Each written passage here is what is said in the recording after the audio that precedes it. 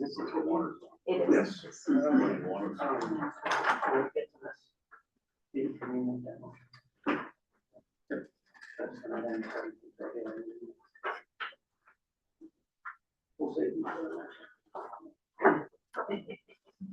Okay, welcome everybody to Sterling Planning and Zoning, public hearing.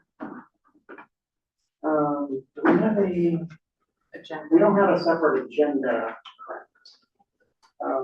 But this, yeah, so we'll call the meeting to order at 6:16.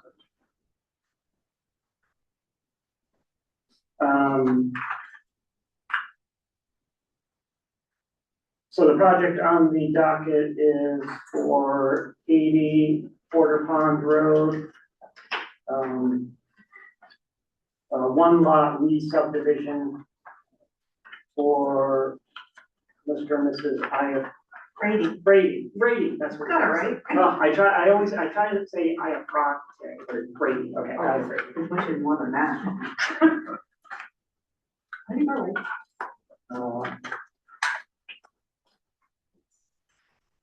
It's in, yeah, it's the last thing.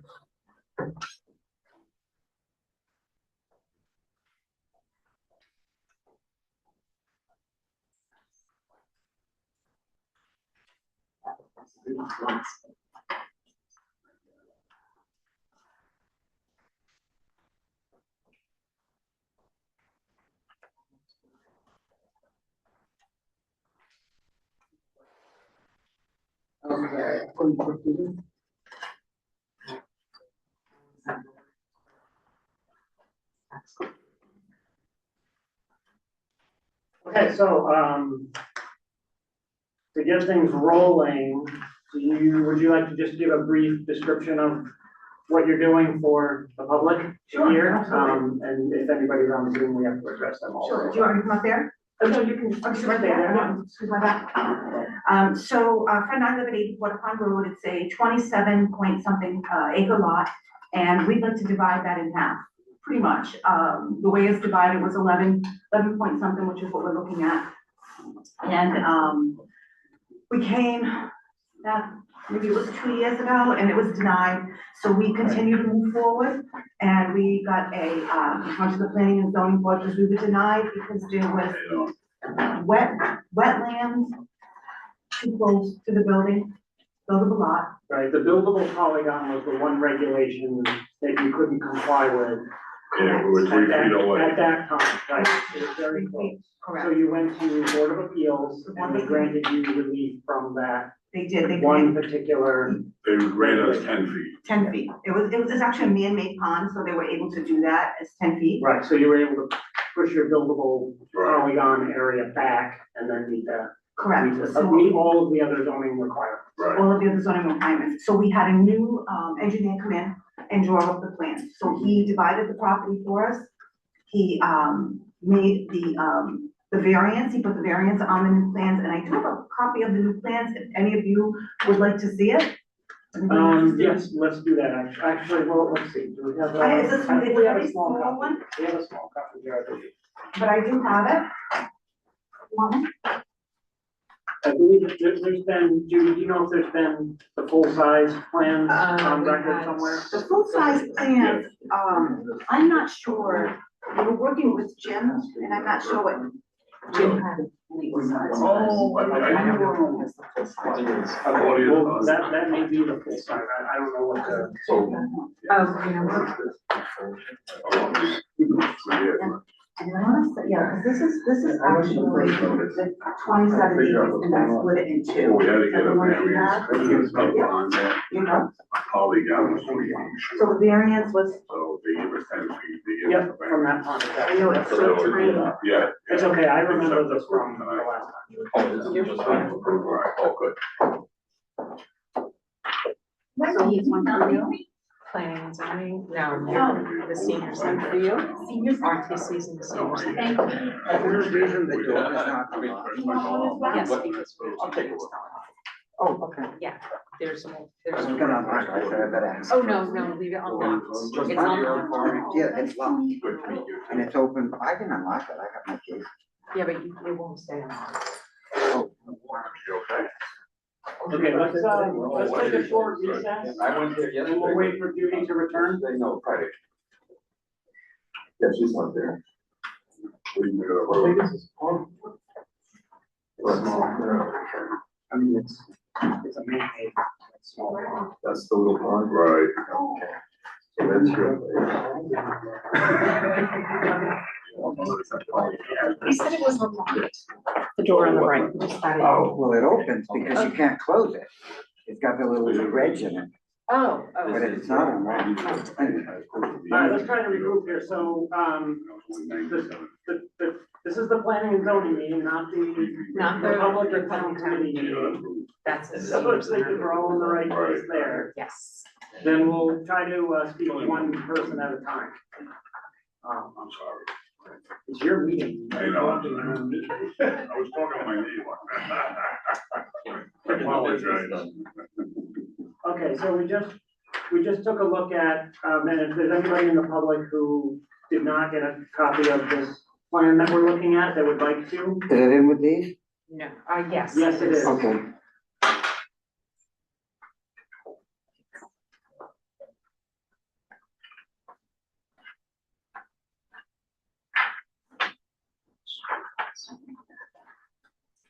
Thank you. Okay, so I'm just going to just do a quick recap. So this was a project that previously did not meet the zoning requirements for a re-subdivision. There was one regulation that didn't comply. There's been a variance granted from that one requirement. So basically, everything is now within the requirements, and we're down to just looking at any conditions or engineering requirements that may come into play. So, with everything that's available, we're gonna open it up to, comment. So if anybody would like to speak, add, any commentary for or against the project, we'll go orderly one at a time. And I just need your name and address if you're making a comment. Just for the public record, we don't have to do that.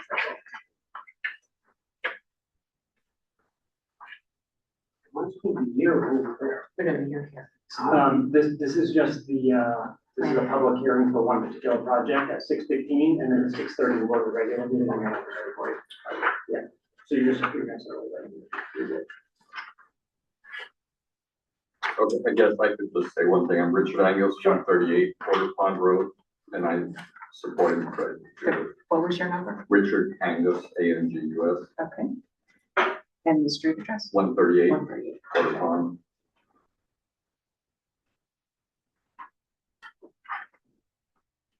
Thank you. Oh, my God. Nice little spot. And David didn't take this pond, because You know. Nobody's for my son.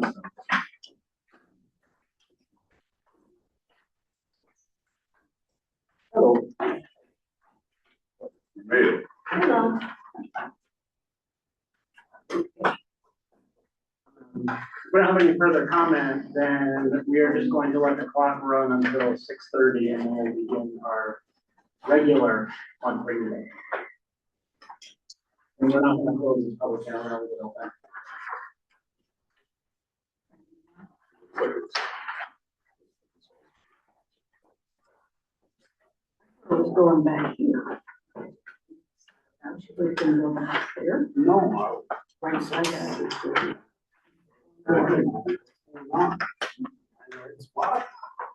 And we didn't see them. I thought there was gonna be a driveway.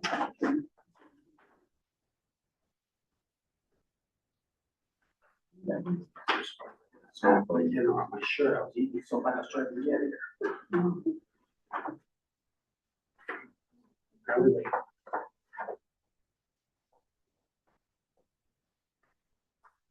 Any more down there? Oh, that's what it was. I guess. Send up the, they'll get the vote for,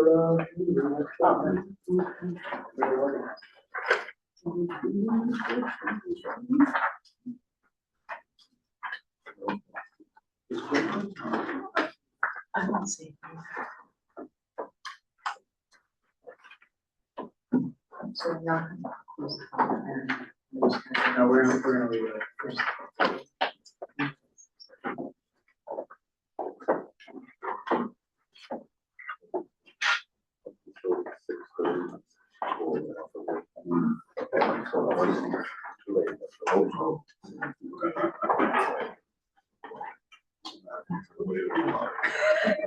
Where's your mind?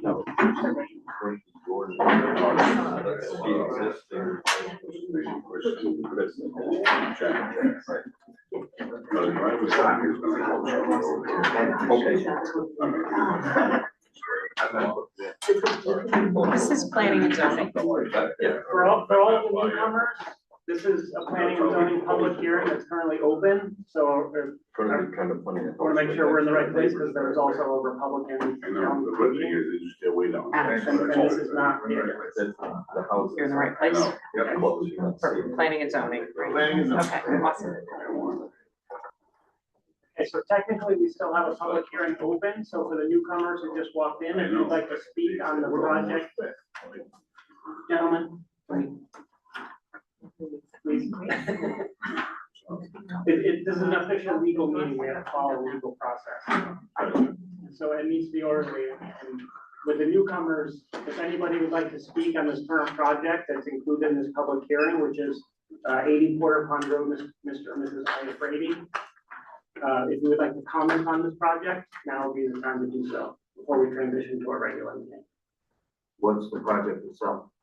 It is a is a one lot re-subdivision. All right, so we're not talking about the excavation project? That'll be at the regular meeting that starts in 1 minute. Starts in 1 minute. Got it.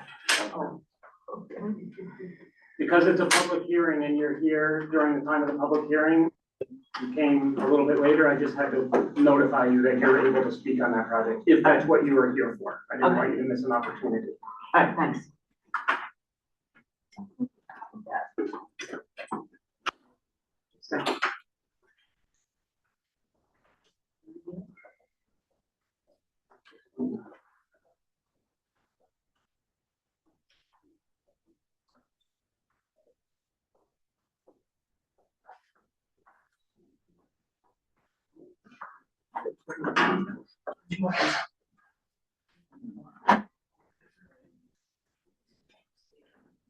Okay, 6:30. Okay, so at this point, we're going to legally keep the public hearing open. We're not going to officially close it, we're going to keep it open, but we're now going to transition to our regularly scheduled planning and zoning meeting. So we'll call to order the meeting of Monday, January 12th, 2026 at 6:30 p.m. First item on the agenda is the Pledge of Allegiance.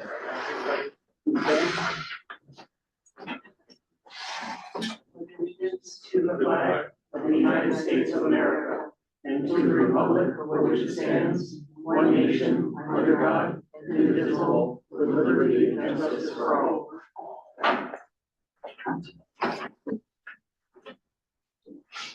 Okay, we have no need to see, and we have all our regular members, audience comments. So before we get started with the meeting, would anybody in the audience like to speak at this time? Is there anything, before we get going that you'd like to talk about? Okay, there'll be another, point at the end where we'll have public comment, as well. So keep that in mind as we go through the meeting. Okay, approval of minutes. We've got quite a few. We'll start with, are these in order, Judy? Yeah, November 17th. Yes, the public hearing, the regular meeting. Yeah. Okay, so November 17th, public hearing meeting minutes. Nobody read these or who's on that?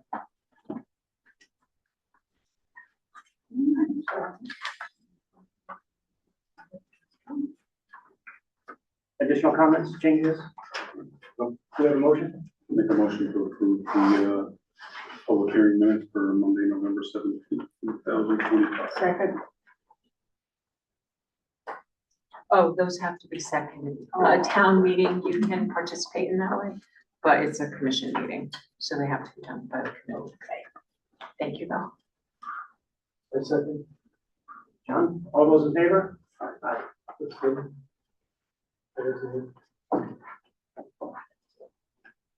Okay, three, four, one abstention.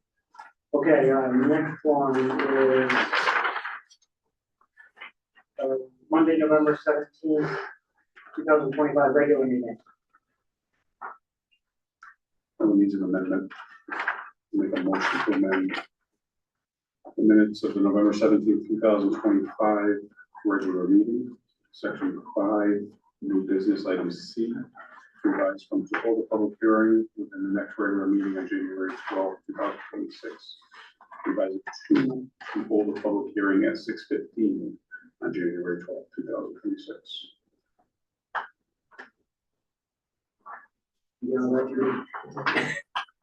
Okay. She gave it to me. Any other changes? No? Do we have a motion? We made a motion. Oh, sorry, okay, do we have a second? I'll second. All those in favor? Aye. 3, 4, 1 abstention. Next one.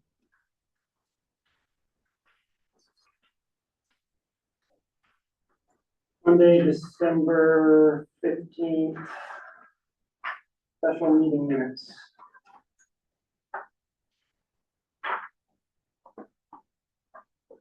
I have no changes.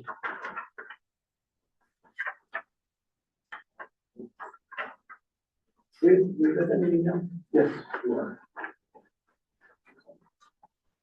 Do we have a motion? I'll make a motion to accept the special meeting minutes for Monday, December 15th, 2025. Do we have a second? Seconded by the other gentleman. All those in favor? Aye.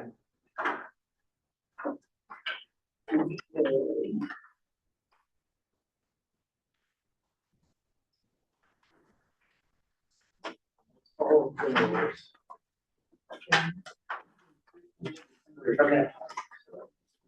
Correspondence. Do we have any correspondence, Judy? No correspondence. Unfinished business. Special permit, earth excavation, 0 Plainfield Pike, Route 14A, Mr. Charles Corson.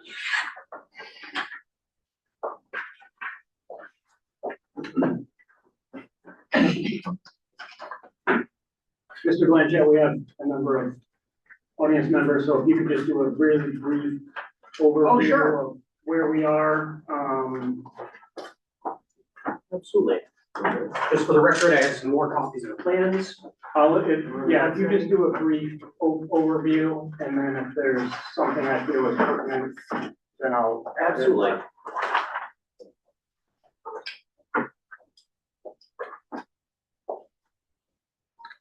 All right, good evening, everyone. For the record, I'm Daniel Blanchett. I'm a licensed civil engineer and land surveyor.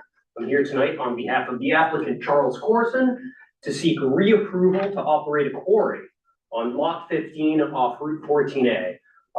Just to familiarize everyone with the location, so it's located on the south side of Route 14A here, right across from the intersection with Church Street. This kind of sheet one, the cover sheet shows other lots nearby, other houses, etc. Before I get started, I will mention that the current application is almost identical to another application from 2007 that was approved. The site has historically been used as a quarry. It was approved in 2007 for some additional quarrying. That work was never done, and the applicant would like to pick that up. So again, here we see the road on the right-hand side, lot 15 here, At the south side of the lot is where some previous stone had been removed. And now where we're proposing to remove additional stone.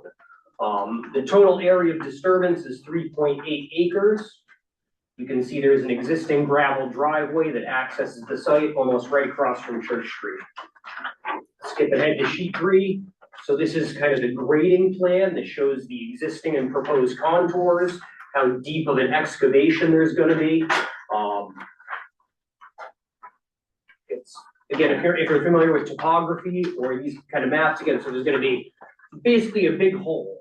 We're going to take this elevation and cut it straight back, and then there would be a 3-to-1 slope going up back to the existing grade. Yeah, here, cross section. So this is new from last meeting. One of the comments from the town staff was to add a cross section showing the existing and proposed grading. So you can see the dashed line up top is where the ground is now. And then the solid line is where we want to put the ground, a 3-to-1 slope and then pretty much flat as it drains down towards the river. We have notes and details about the construction sequence, erosion controls, site restoration. Again, all pretty much identical to what was previously approved. Some details for construction. And that's, I guess, kind of a real high-level overview of the project.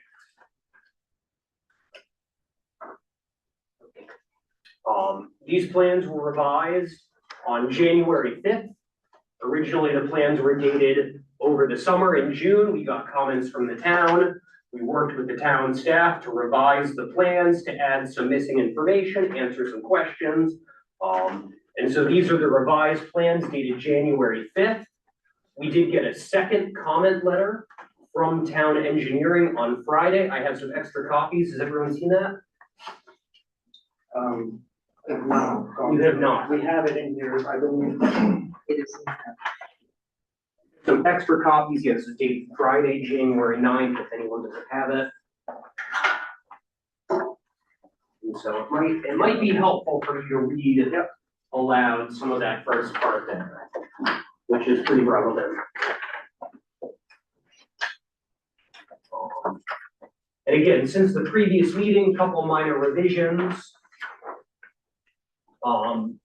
We did update the sightline plans to get a DOT permit for the driveway. DOT had a comment about improving the site distance. And so I have submitted revised plans to the Department of Transportation to make sure that the driveway entrance will be safe. How recent was that, that commentary from DOT? When was the comment? Yes, is that a recent comment? No, it's the same comment you saw before, yeah. Again, they thought we didn't have enough site distance looking north, and so the plans were revised to specify some earth removal to make sure that you have enough site distance looking left. DOT asked for 525 feet, and that's what we've achieved. I'm confident that DOT will approve those plans. I don't have that approval letter this evening. The DOT moves very slowly. I would suggest hopefully as a condition of approval, again, before any work is done, that the town receives a letter of approval from the DOT. That's typically what we do. Great. Couple other quick revisions. We added a culvert under the road. Under the existing driveway near the road, we added a culvert to convey runoff. That was a comment from the town staff. We updated a couple of notes, the signature blocks. We added again a cross-section sheet. It's mostly pretty minor stuff from the town staff. I think these plans have addressed most of those comments, and I just gave you that letter that kind of has their second review.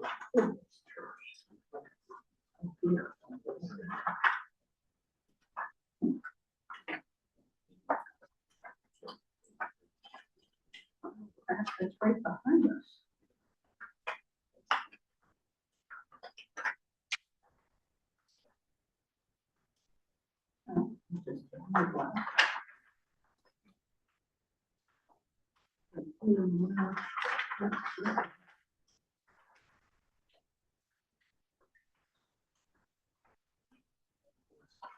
All right.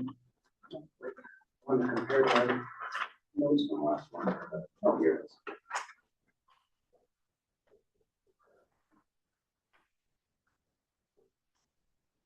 Okay, let's see.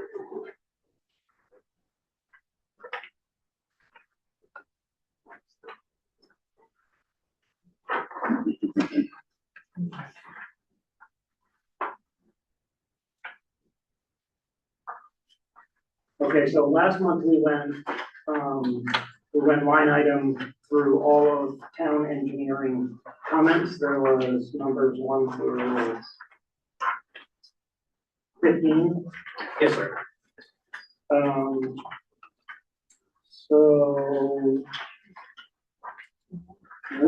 did you have a written response to that list? I did, I don't have extra. Or did you just address it with updates? No, I did have a written response. I don't have extra copies with me today. It was submitted as part of the record to town engineering. Okay. A lot of their comments were more questions, asking for rationale, explanation. There weren't that many actual revisions to the plans. Right. Okay. All right, so I'm gonna just go through these and compare the previous to the current. I think it would be helpful for everyone to read the second comment letter, maybe aloud into the record, and then we can discuss. Okay.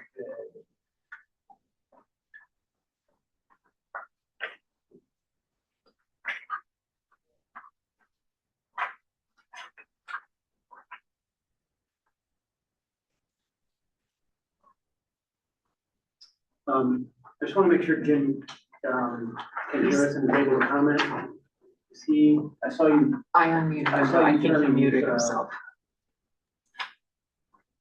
Jim, can you hear us? I unmuted you. I can hear you. Can you hear me? Yes, we can. Thank you. Were you trying to speak previously, Jim? Hey, I'm sorry, I didn't hear that one. Sorry. Were you trying to speak to us previously? I was not. I was just trying to Okay, good. organize myself or get some things straightened out. For anyone who doesn't know, Jim Larkin is our town planner. He has a cold, so he's joining us on Zoom, so we just want to make sure he's able to hear us and provide feedback. Jim, can you hear me okay? Am I speaking loud enough? Yes, I can hear you okay. Okay, good. All right, so we're just comparing the previous list of from town engineering and then the new list from town engineering after having reviewed Mr. Blanchett's updates. Okay, so this is a letter dated January 9th, 2026 to the Planning and Zoning Commission from Mr. Matt Maynard from town engineering. Yep, there's the name, yeah. Okay, let's see what's I'll read this first part out loud. This is reviewing regulatory issues. He said, we yield to the advice of the town planner, but it's our professional opinion and experience that no new materials should be considered by the commission as an application once the public hearing has been closed, which the public hearing was closed. But I don't believe that we have any new information. I think we're commenting on previous information or just adding text amendment. There's no significant change to the plan. Is that correct? That no significant change has been made to the plan? I would agree, yes. As far as topography? Yes, sir. Working area, roadway construction, anything like that? Absolutely, yes. Okay. So if we're not, so we can continue moving forward without an additional notification if we're not adding anything significant new or any significant changes. There are two options available.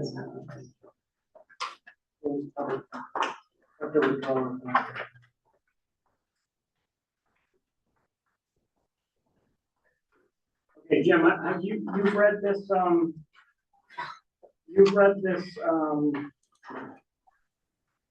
letter from town engineering, and you and I talked about this earlier today in preparation for this. Do we agree that we're moving forward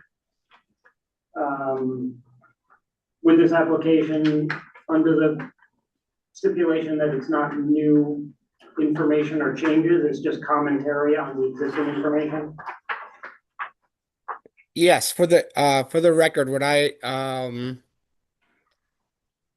I discussed this with, or the concerns regarding this with the chair this afternoon, I also did consult with the town attorney, Rich Roberts, and did ask in regards to the information that was provided by um, the applicant, and whether or not it would be considered new information or more clarification or of what was required by town engineering from uh,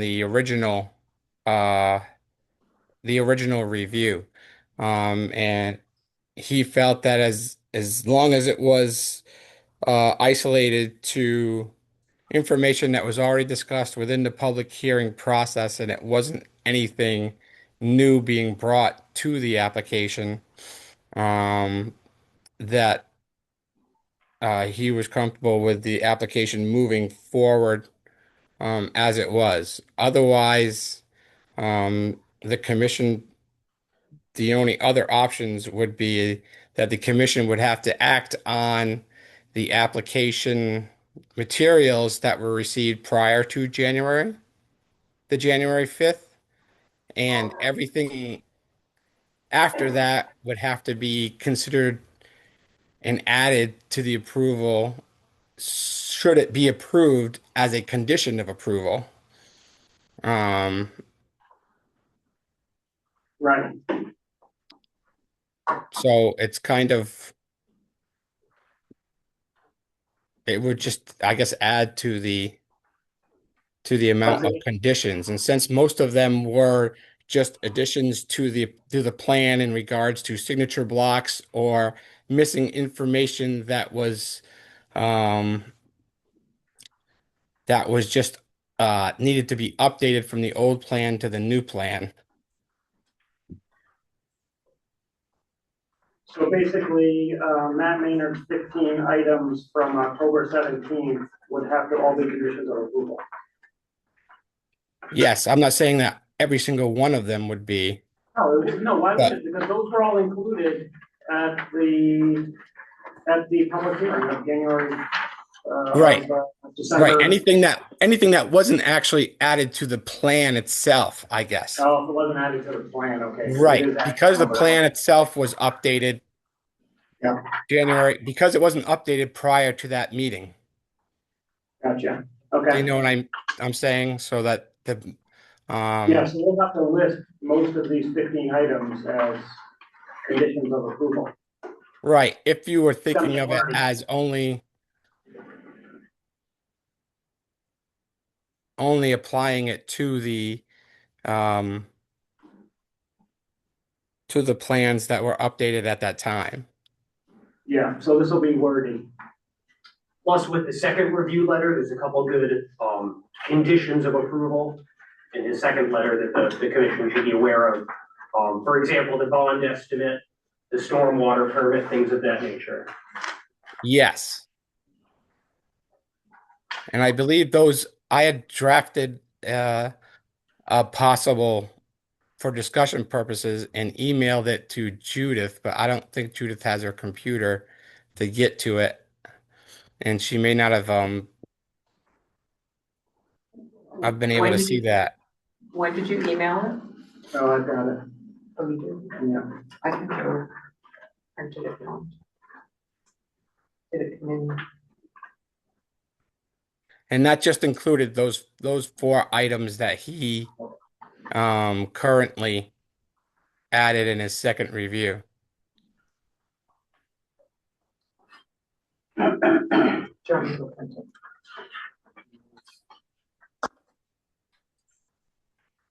me try to.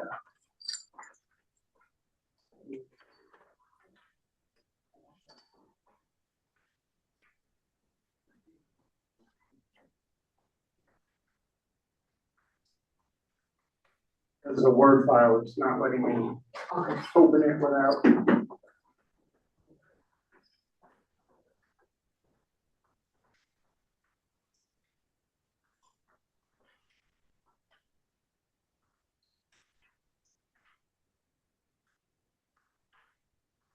Yeah, sorry, Jim, my phone's not letting me open a Word file, it wants me to go through some AI app or something.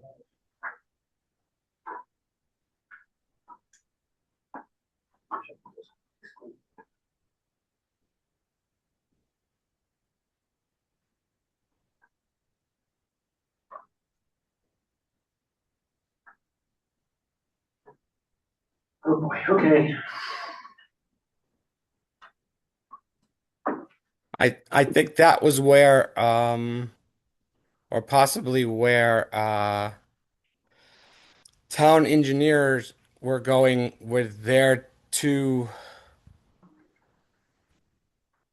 options when they were looking at either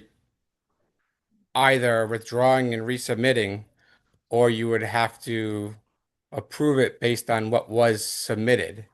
Now, approving it based on what was submitted, essentially, at least in my mind, would mean that you would end up just conditioning it based on those things that have already been that initial approval letter plus any additional conditions you came up with. Uh, but a lot of those conditions have already been applied to the plan.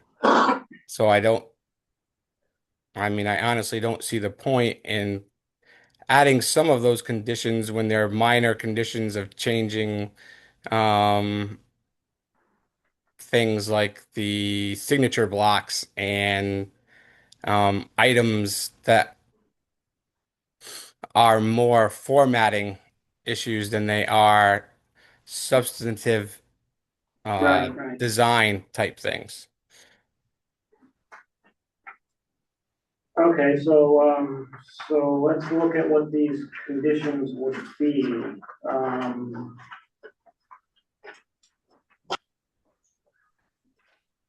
Can I share my screen? Yes, please. Hold on, Judy just went around to, actually print, your email. Oh, okay. Is that what you wanted to share? Yeah, if she's gonna print it, then that's fine.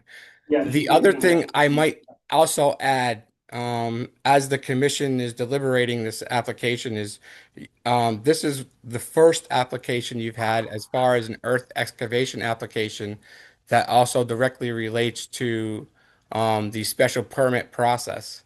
So one of the things, and I think, town engineering also references this, is you should also review, section 7 in regards to the standards that are outlined there to ensure that what is being proposed in the plan that is being provided to you um, is generally compliant with those standards under, I believe it's section D, under section 7. I believe there's 6 standards there that are listed at the top of that.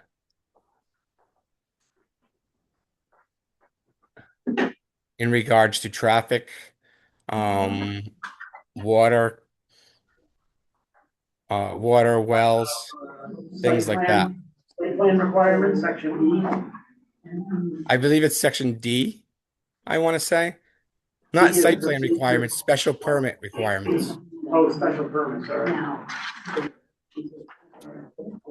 Page 9. Oh,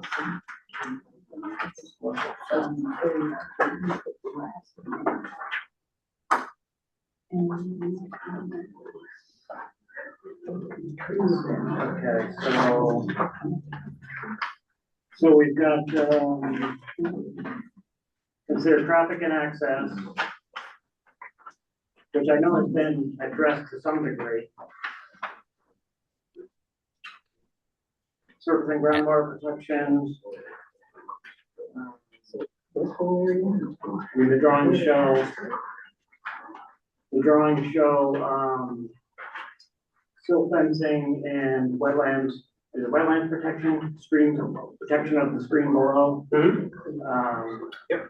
I think that's been addressed, and please guys speak up if there's something, one of these concerns you. In the audience, I'm sorry, can we please keep the chit chat to the minimum volume, because this is very tense legal proceedings. Thank you. Water supply. Applicant must demonstrate the available water supply is adequate to serve both the need for potable water and need for fire protection. There, water, adjacent water supplies, architecture, historic preservation, site design, landscape preservation. We don't have any architecture, we don't have any historic preservation, there's no buildings on site. Site design and landscape preservation, that should fall under reclamation process, which would be a condition, if anything. Landscaping and screening.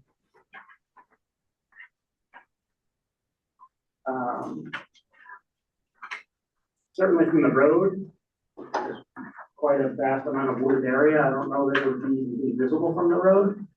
From the neighboring properties to the south, is there any type of sight line there? I have no idea. It's too much for us. It's about 400 feet to the nearest house, yeah. Okay. You can see from the street direct in, and you can see from the back of those properties on Partridge Place directly in. Okay. There's your rebuttal.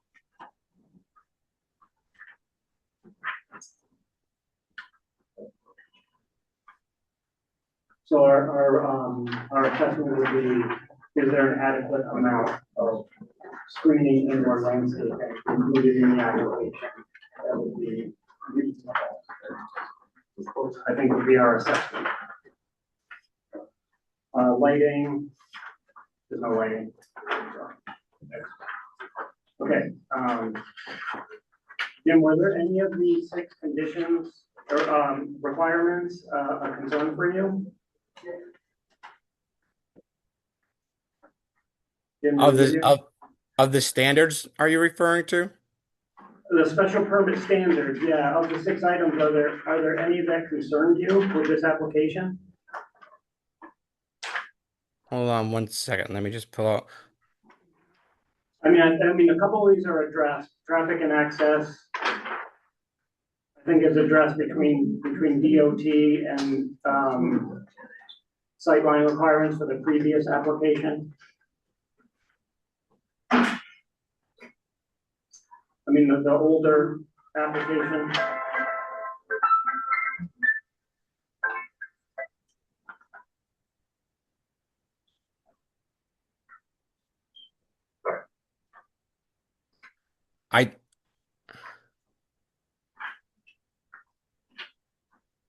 I think the traffic one, I think, was going to be addressed with the because if you go further down, one of the town engineering suggestions was the condition for the DOT encroachment permit.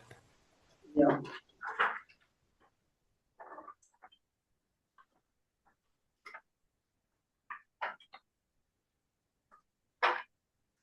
Trying to see what number that was. Number 13. Did you see that one, Steve? Number 13. Oh, wait, that's on the new one. Oh, yeah, okay. I was looking at the previous list. On the current list, dated January 9th, yeah, number 3. Likely the DOT will not issue an encroachment permit until there's planning and zoning approval of the application standard. He recommends recommends a possible condition of approval that no excavation commence until on the site until all of the improvements required by the DOT under an encroachment permit have been completed. So I was thinking that anyway. So that would cover us, that would cover everybody on that item. Surface and groundwater protection, Jim, do you think that this application is reasonable? With the EMS, silt fencing, et cetera? I think it demonstrates reasonable amount of protection.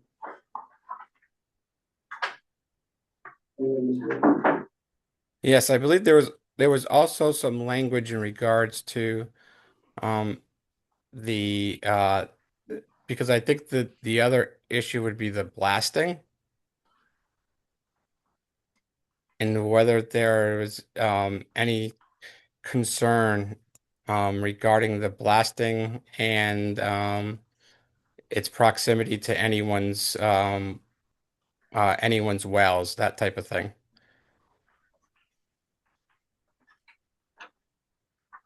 And I think the way that I understood the blasting narrative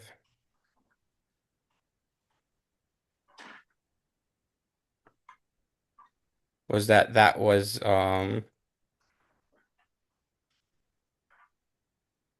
Where, I don't see that comment.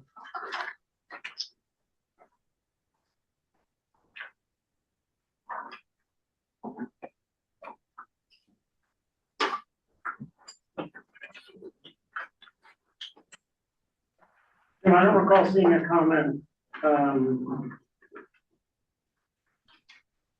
of blasting impacting, potentially impacting a well. That's from Matt Maynard?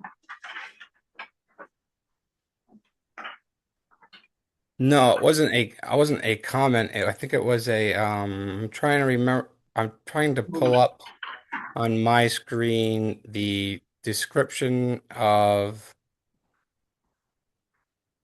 blasting process, and I thought that included inspections and things such that it would not damage foundations and wells and such.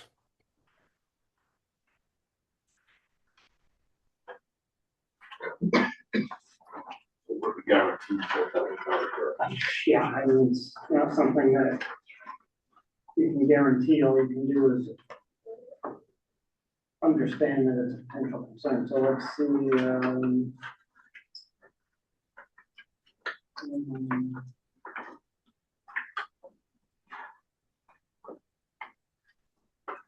so this is, section 6.03 excavations, subsection E2. Applications involving bedrock removal requiring blasting, crushing, hammering, and or splitting shall provide a professionally prepared written report outlining the need for and impact of such activity on the existing surface water flows, existing water supply wells, seasonal groundwater table levels, and neighboring properties, along with the necessary precautions to be taken to avoid any adverse impact. Any blasting activity shall also require a separate permit issued by the fire marshal. I imagine that fire marshal permit would come after planning and zoning, Jim? Is that correct? Yes, I believe Daniel provided a narrative of that process. Did you not, Daniel? I did, yes, Okay, yes. so that's in here somewhere. Okay.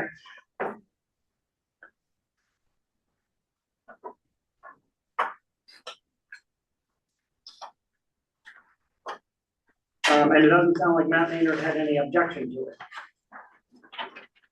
And that was one of the things that he asked for in his first review, correct, Daniel? Correct, yeah, that was on, Paragraph 3. section 14, yeah, page 3 of his first review. Okay. Okay, yep, I see that. So, so that's been provided then, and I don't see in his, I don't see any concern on the subsequent letter dated January 9th. Unless I'm missing it. Did anybody see anything regarding?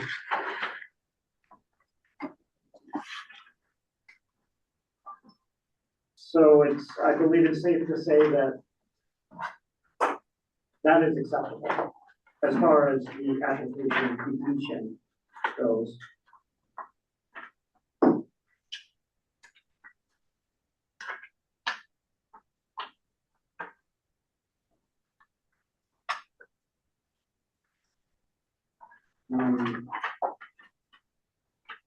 Going back to the permit standards, there's no water supply required on the property.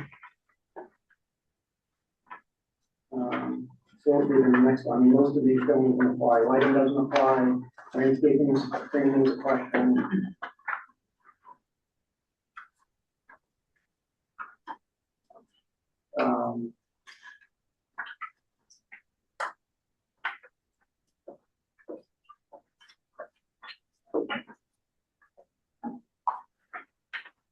All right, so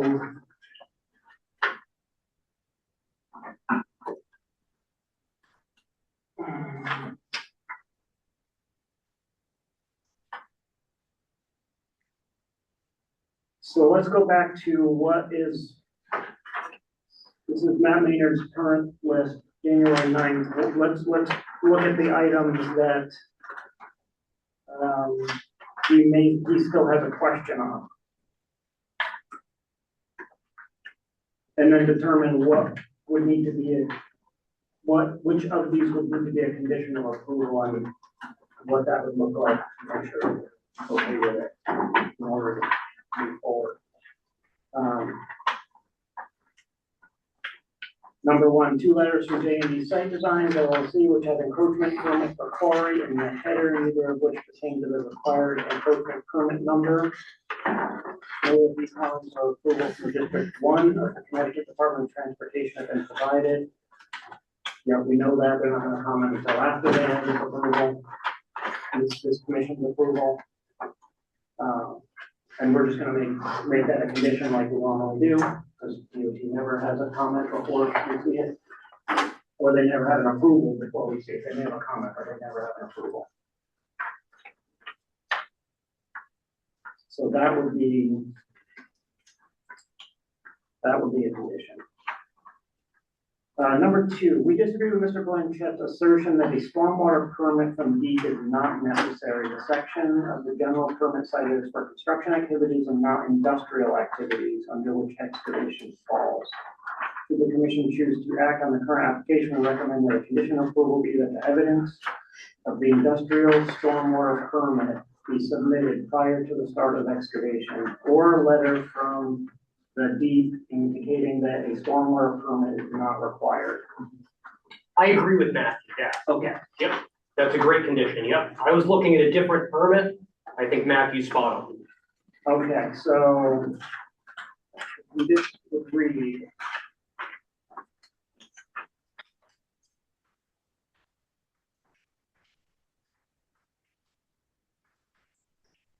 The condition will read,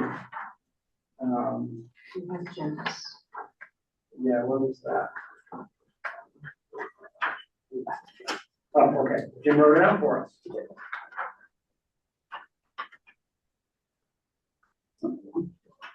Number 1 is industrial stormwater, number 2 is encroachment. Okay.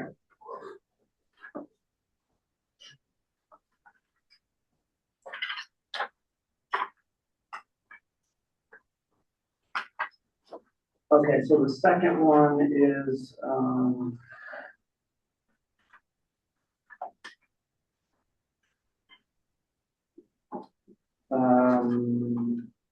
the comment was likely that DOT will not issue an encroachment permit until there's planning and zoning approval. We talked about that, so that would be number 2.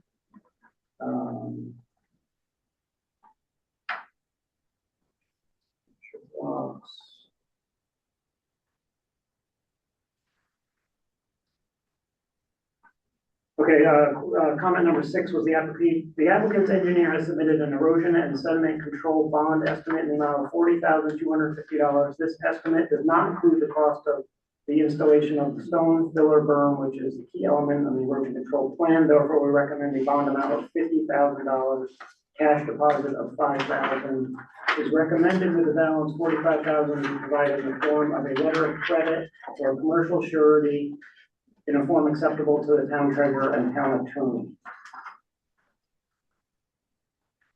Is that, what do we think about that? I think that's reasonable, Charlie. I came up with 40, they came up with 50. Yeah. I think that's reasonable. Okay. You're used to this process, right? So, Yes, okay. Okay, so if you're agreeable to that, sir. then that would be, that's how it will be worded. And then the last one. Materials.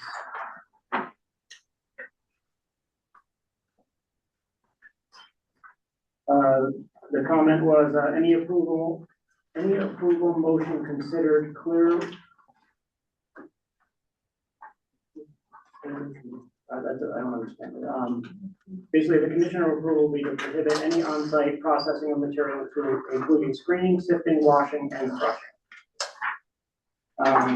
And I'm sure you're agreeable to that because you presented that at the public hearing last month that you're not doing that. Right, the only screening would be to screen the topsoil out, that would be the only screening down the way.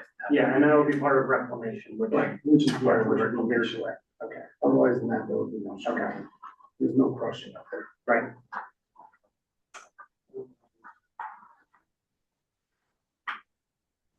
Okay, so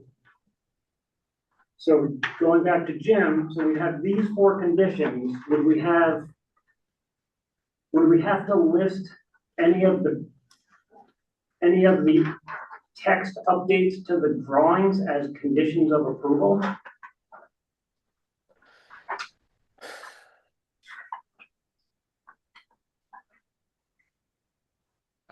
How do we do that?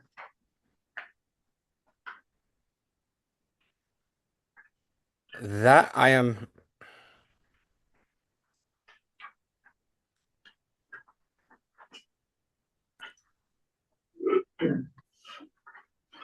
Just looking at what items that would include. I think it would include, I'm going back to Matt Maynard's letter from October 17th. That would be number 1. There's an older excavator on site. If I may, Mr. Chairman? Yes, please. From the original comment letter, most of these are kind of questions. It's not something that I provided an explanation. I didn't revise the plans. If we're going through these, it's really not till we get to number 14 that the plans actually 13 too, I guess. Number 13 and 14 are really when we get to revisions that could be a condition of approval. Right, because those numbers, let's see. If we look at number 13, I did add a culvert as they requested. That would be a condition of approval. And then pretty much all of number 14. So at the entrance to the site, you added a culvert under Yes, sir. the access Yes, road, sir. let's say? Correct. From the paved street? Correct, yes. So conditions approval could be the ones we discussed plus number 13 and really number 14. I think all those have been revised. The property owners have been provided. I did the bedrock, the blasting report. We talked about the DEP stormwater permit. Item D, I did add a couple homes to the plans. Item E, I added cross sections. Item F, I updated the hours of operation. Number G, I updated the signature blocks. I think Matt did have a second comment about that. I think I misunderstood. He had some comment about crossing something out of the signature blocks. Yes, I think his comment was that the signature blocks no longer need to have the selectmen included. Okay, Oh, right, yeah. okay, so that'd be on the cover sheet, we can delete that. We have a signature for the town engineer, the wetland commission, the planning and zoning commission, and then we cross out board of selectmen.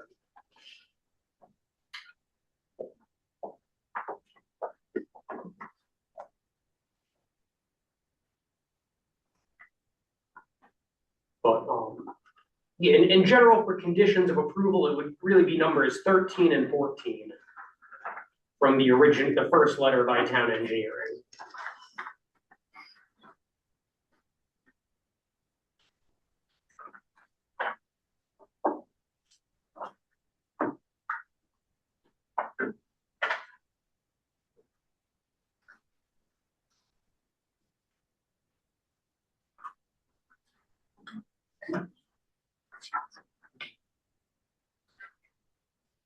May I ask a question?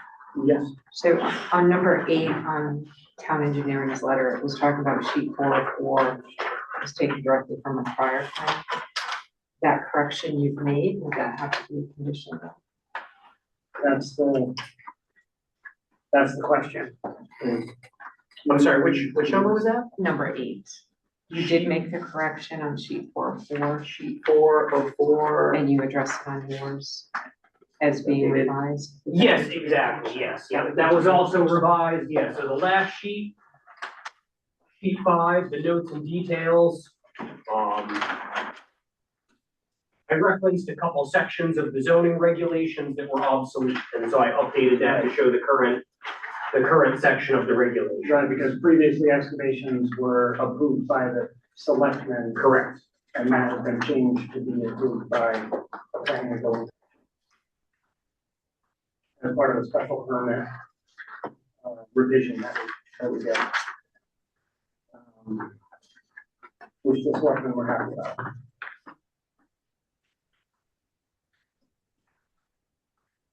So I guess, Jim, it comes back to the question of, do items such as number 8, title block revision, need to be a condition of approval? Because it wasn't on the plan for the public hearing. I think it should just be.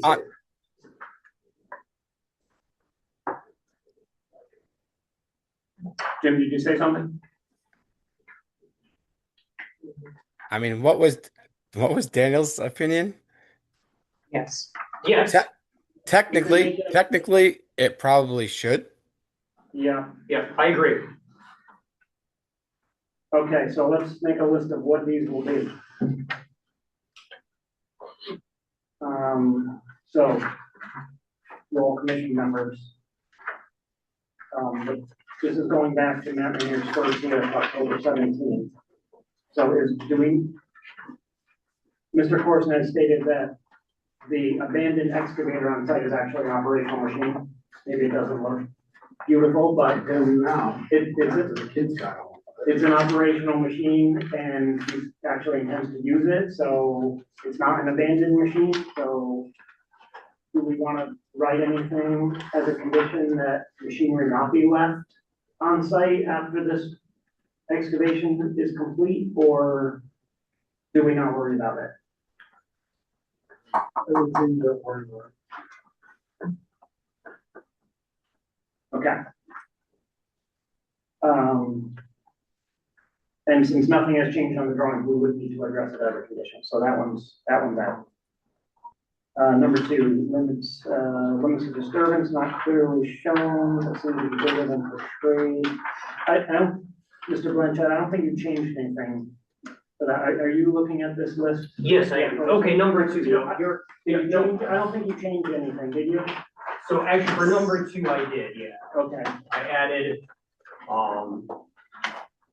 right here on page 3, clearing limits, AKA limits of disturbance. So that was added to the plan. okay, so this is going to be, So number 2 would be good to include, yes. yep, so this will be condition number 5, we'll use Jim's first 4, and then this will be number 5. So this would be add a limit of disturbance.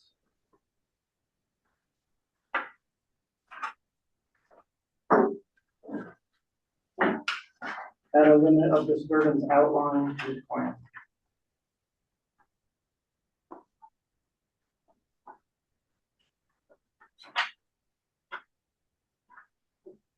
Jim, if you disagree with any verbiage as I say it, please add a correction.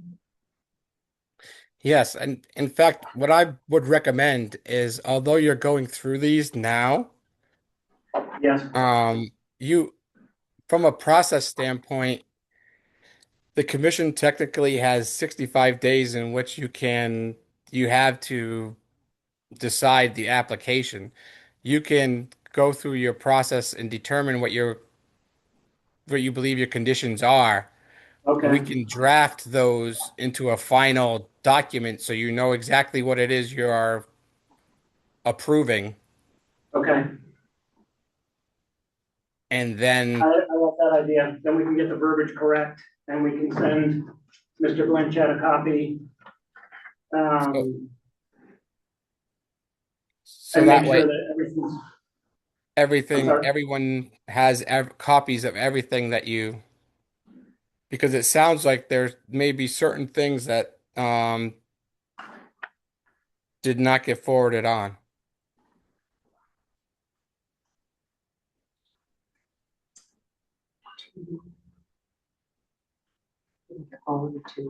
What didn't get forwarded? I don't know. No, I think that's a great suggestion, Jim. Yeah, we give the commission an extra month to process their conditions of approval. I'm fine with that. Charlie, what do you think? If that's what it needs to be. Yeah. Yeah, if the commission needs another month to draft the conditions of approval, that's fine with us. We're not talking about adding anything new. We're Of course. talking about, You have to refine the language. getting the language correct. Absolutely. To meet these items that have already been outlined. Absolutely. And items that have already been updated on the plans that just need to be listed for legal purposes. That's what we're talking about. We're not talking about adding anything new that hasn't been discussed already. Yeah, that would make it easier for everyone. Okay, that would Absolutely. make it easier and that would save a lot of time. Absolutely. Let's go with that. Okay, all right, so our task moving forward will be to just take this, I'll coordinate with Jim, we'll draft this up and do a list, we'll review it next month, and it'll be, that'll make it much more straightforward. As far as making a motion to rule on this application. Okay.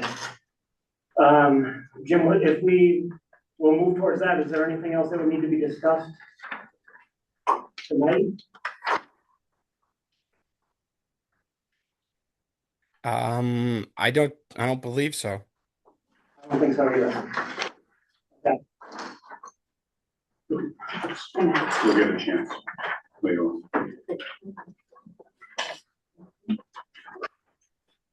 Unless you want to talk about now. No, there was a public hearing last month.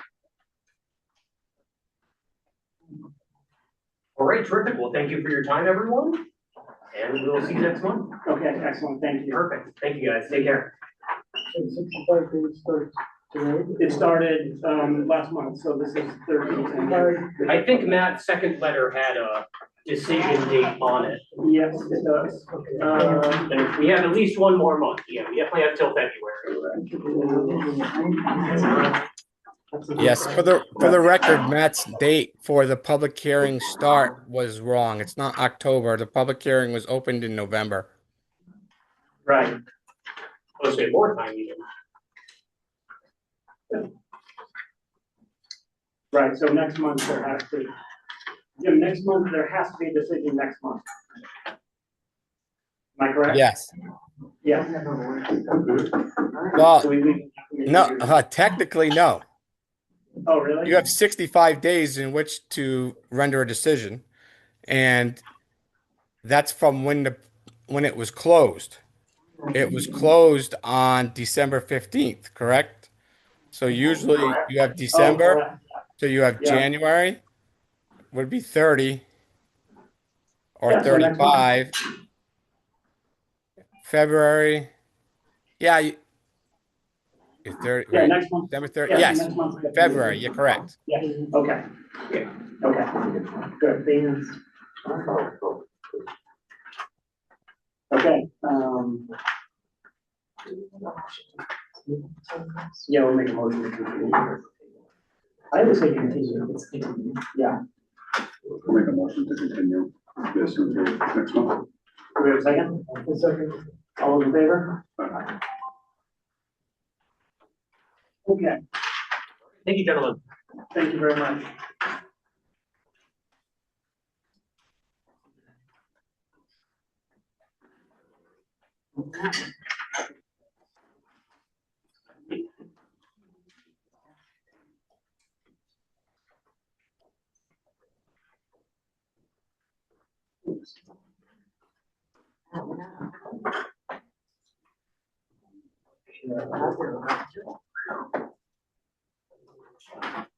Meeting over? Okay.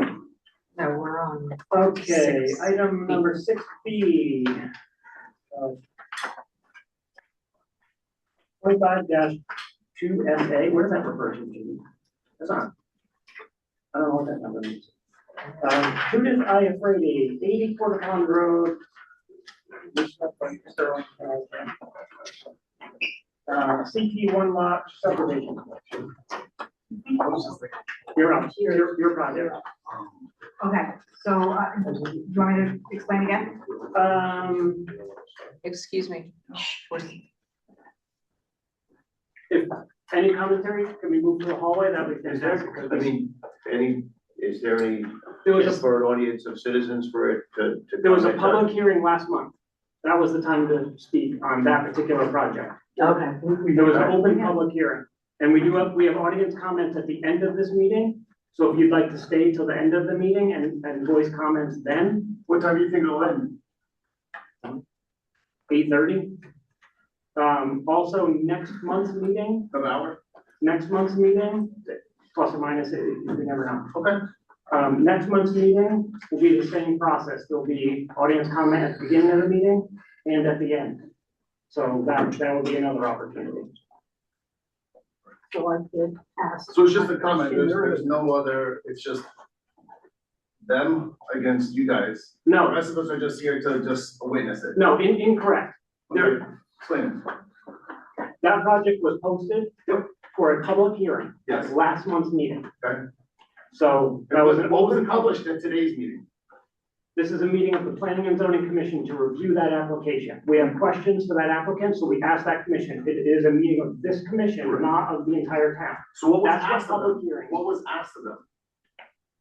What did you ask? What's the notes from today's meeting that you asked them for next month's meeting? It's all the information that was reviewed prior to last month's public hearing, which is what we were talking about. The information that's already been released, already has been available.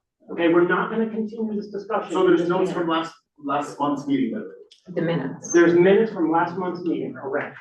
How do I obtain those? You go They're to, online. you go to the, right, you can get them online, or you can go to the town clerk and, or town front office and talk to Ashley. Okay, thank you, appreciate it. I promise everybody, it's a very legal and strict process for this whole thing. And as we know, there was a public hearing at last month's meeting for that project. If anyone wants to talk about that project, that was the time to go. If you don't go, There's actually two public hearings.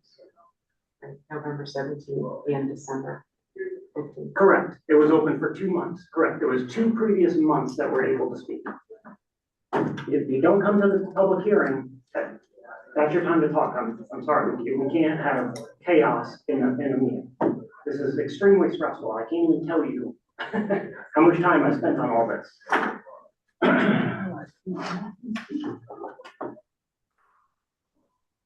Okay. Mr. and Mrs. Ivory. We appreciate your time. I just want to say that.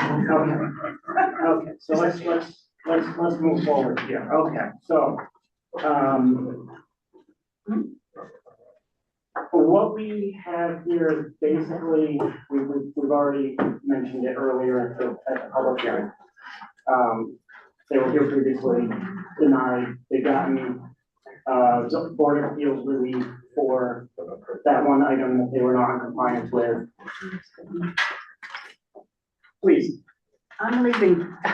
You don't, if you're gonna keep talking, I'm gonna have to ask you to leave. I am leaving because it's obvious my question is not gonna be addressed. It's not a public meeting, I don't know what to tell you. It's not a public hearing, it's not open to discussion. If you wanna talk amongst yourselves, do it in the hallway, that's all I ask. We have to have order. If we don't have order, we have chaos, and then the business cannot continue. And these people who have waited years for this are now suffering with delays, and my aggravation and frustration that is now falling on their case, which is extremely unfortunate.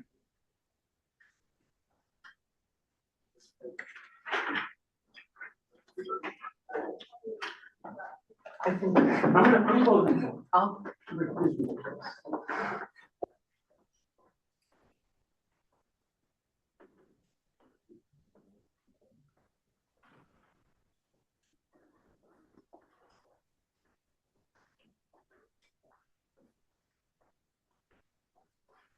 Jim, you still there?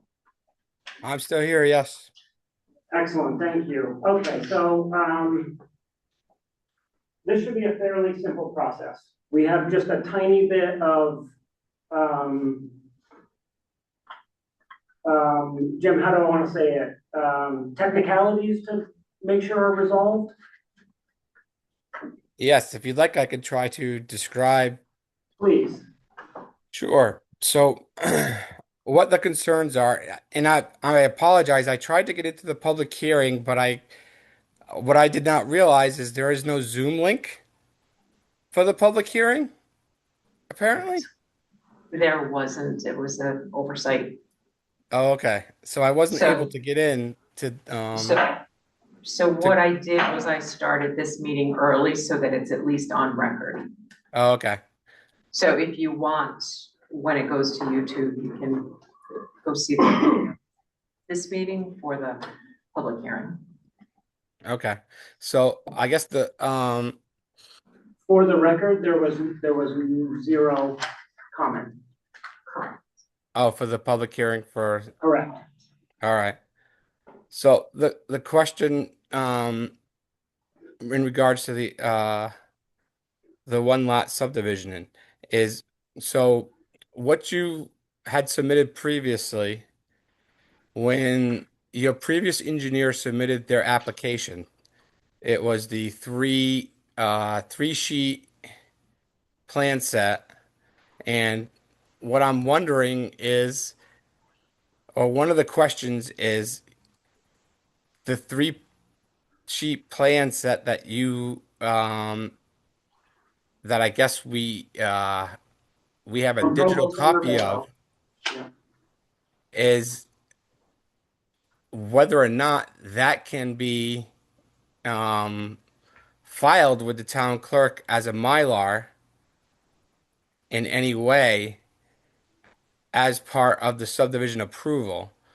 I know CLA has provided you with two sheets that have some of the information that is required by the subdivision regulations, but there are also other aspects of the subdivision regulations that are provided in those other three sheets that you guys have already had done to demonstrate the buildability of the lot. And the question, I guess, is whether or not any of that information has to be transcribed over to that CLA two sheets, or not, or is there a way to allow for waivers of those other additional plan sets, such as the construction plan or the grading plan or other aspects of the subdivision regulations that would normally be required with the one lot subdivision application. So I guess that's kind of what we're looking at right now. When this did initially come through the first time, town engineering, which is the town's consulting engineer, even though they received a copy of the plans, they never actually reviewed the plans to see if everything, because when I asked them and said, hey, do you guys have a copy of a review? They said, no, we do not have a copy of a review. And I don't know if that's because they knew at that point there was the one aspect for zoning that you didn't meet. So the zoning enforcement officer at the time didn't have them continue reviewing the application. So I think that's one of the reasons why Jason had suggested leaving the public hearing open, is so that we would have an opportunity, if the commission wanted to have town engineering review what CLA has submitted with what the regulations require, and then also see what town engineering had submitted previously and say, okay, is there anything that is going to be additional that, if all the town requires is CLA, because CLA can sign that plan set and create a Mylar for you for filing with the town clerk, but they can, if there's anything else they need to add to the plan in order to do that off of the David Held set. I have that original plan. Right, so basically what we're saying is that, or what the discussion item is that you had a previous drawing set from David Held, which met all the requirements and could be recorded, into the town record. Signed. Right, now, but the buildable area has changed because you've been granted relief from that zoning requirement. And now CLA has picked up that change and created a new 2-sheet set of drawings. The question is, how do we deal with this? Because this 2-sheet set from CLA doesn't have all the requirements required by the subdivision regulations that David Held set had, the Provost and Rivero set had. So that had all the requirements. This has the updates, but you can't put the two together and record that as one set. They're two sets of drawings. One has everything, but it's incorrect.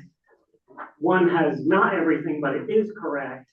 So what Jim was saying is, how do we do this? Do we try to have CLA meet all those requirements on the plan, which, you know, they'll charge you for, or can we try to do this with waivers? Basically, you requesting relief from these specific requirements to have certain things on the drawings. So is it possible, because this is a signed copy that I got from David Held before he quit on us, Yes. can I submit this as well? Is this something that could? You could submit it as part of the application. The issue is it can't be, David Held can't stamp the Mylar and sign the Mylar So that, yeah, there has to be, to go into the town clerk. That's the issue. It's recorded into the town records, forever, Why can't that engineer make a Mylar and stamp it? because they left them hanging out to dry. He quit on us. That's why we had to go to CLA, Right. because he quit on us. So we had already paid him. How Right. much did we pay him? A lot of money. And we did get this far with him.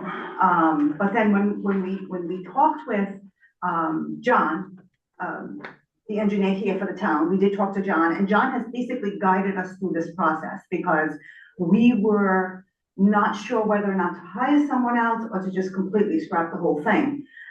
He seemed to think that what we had was sufficient, so he never actually mentioned that to us. But is there an exception that can be made? Because I Right, think so that's where we're looking at, can we do this as a waiver? I see what you're saying. Jim, if we do this as a waiver, would CLA have to send us, they would have to send us a letter, I would think, Right. requesting a waiver. So you can request waivers of certain Would CLA have regulations to do within the that, or could- subdivision regulations, but it has to be in writing, that's all. Right. So it just has to be a and we would just have to list which sections of the regulations you're requesting a waiver for, and then the commission would Right. just vote to apply those waivers in their motion to approve. So then you would just have to put together a letter versus having to update drawings and pay for it. And it would be signed by the You CLA. can still sign this set of plans. It doesn't actually have to be by the engineer. The waiver request could be from you. Right, you could do the waiver, we could guide you through it. Or staff could guide you through it, not this commission. Okay. But staff could guide you through, putting that letter together. Yeah, okay. And then that okay. could be And submitted then that's- with this. And then assuming that the commission is okay with that, we could then, So we looking at another month? yes. But there is, Oh, my days But we're are just, but 2023. you're past the regulatory stuff. I know. Which is the hard part, and this is just a technicality at this point. I know, I get it. Unfortunately, these are all legal proceedings, which not everybody understands, but this is, We get it, we totally get it. And I certainly don't wanna argue with you over it, I just wanna comply. because what could happen is if we just said, oh, yeah, sure, this looks great, this is fine, and then it goes to get recorded, and then it doesn't meet the requirements for recording, and then the next person comes in and says, well, I had to go through all this, how come they didn't have to? And it I just see, into that, yeah, that makes scenario. sense. So we have to follow the law, that's. Okay, so I will do a waiver, I will do that. And, then we will be back in February, correct? Yes. Okay, and, we don't have to redo the certified letters, or we don't have to redo any of that. It's just a matter of No. coming back for approval. No, you don't, no, that's why we left the public hearing open, so that we Okay, can come back with this resolution and, that can be commented on by the public, because at the next meeting, this public hearing will be still open, so the public can comment on it, which in your case, I don't think anybody will. I sent out 3 sets of those letters. Right, so Right, again, following the regulations and the law, that's Okay. all that is. So Okay, all right. if nobody comments, perfect, that's exactly what you want. okay. All right, sounds good It to me. means nobody's concerned about what you're doing, so that's a good thing. It means you're not disrupting or, making a Not our intention. public disturbance, so that's a good Okay. thing. the, the only thing is that there still may be some things that CLA may need to add to the plan set. I believe you had mentioned that this is a subdivision for a family member. It's that my intention is to have it for my son, correct?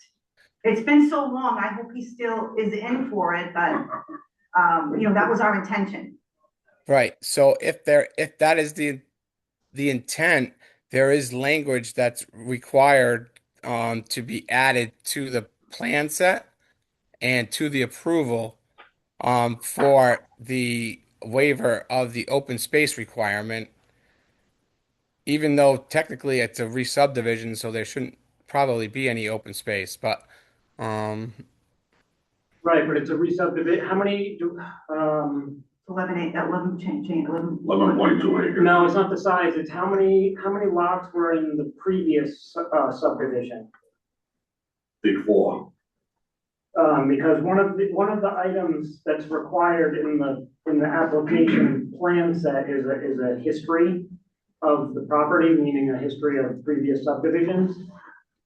Because Right. Jim, I believe that the re-subdivision number of lots would be added to the previous subdivision, and that would determine whether there's open space. But if it's to a family member and that's documented on the plan, So then I I believe prefer we not can to make- do that, then only we because can avoid the open space policy. I would prefer not to do that, only because it's been so long that I'm not sure where my son's going. What if he happens to not want it? So that's the only thing, and then we're going all through this, and here we are, we got 2. I don't think it's gonna force you to sell it to your son. No, I think it's just your not gonna intent. force you, yeah. It doesn't make us do it. Correct. Thank you. All right, and I'm on board with everything. Good choice.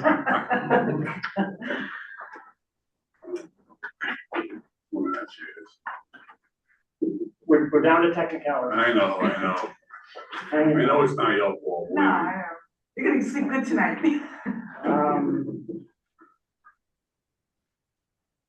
Jim, how do we coordinate that? Is this a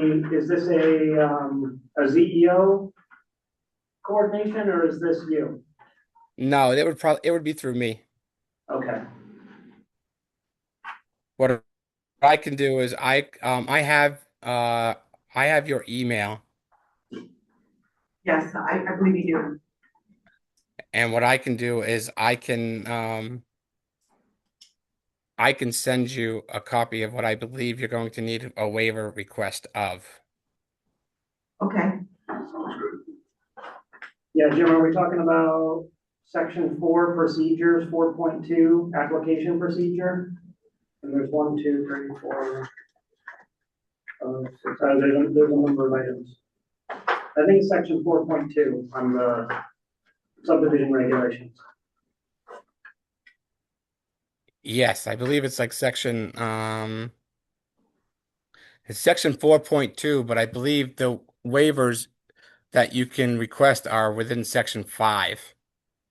Oh, So it's like a waiver of because what you Oh, can subdivision plan waive requirements. are requirements of the plans. of the plans, So yeah, like the okay. construction plan, the site analysis plan, those types of things. Okay, just, I want to make sure that was clear in the meeting minutes.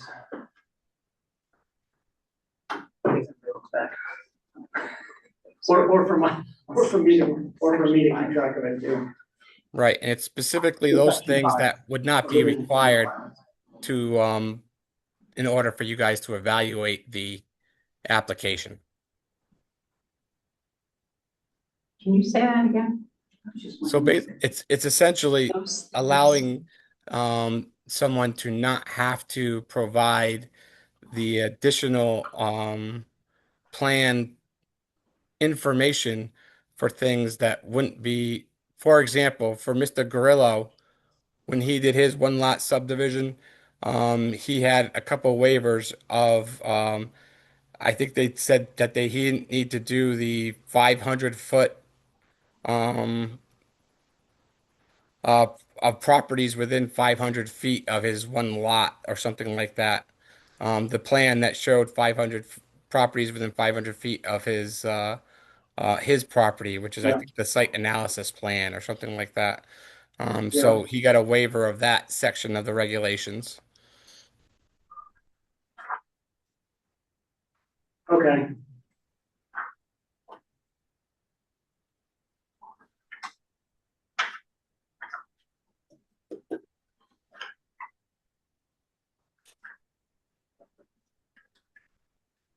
Okay, so we're gonna look at, My only question for the commission on this would be is whether or Yeah. not you would still want any input from town engineering on this. what do you guys think? I don't think it's necessary. Everyone put it back on a rolling basis. Do you think town engineering needs to review this? I don't know. Because we've seen this before, and this is, a very small, adjustment to the building lot area, being, 10 feet closer to the pond. I believe it's I don't- section 4 point. Let me see. I can pull up a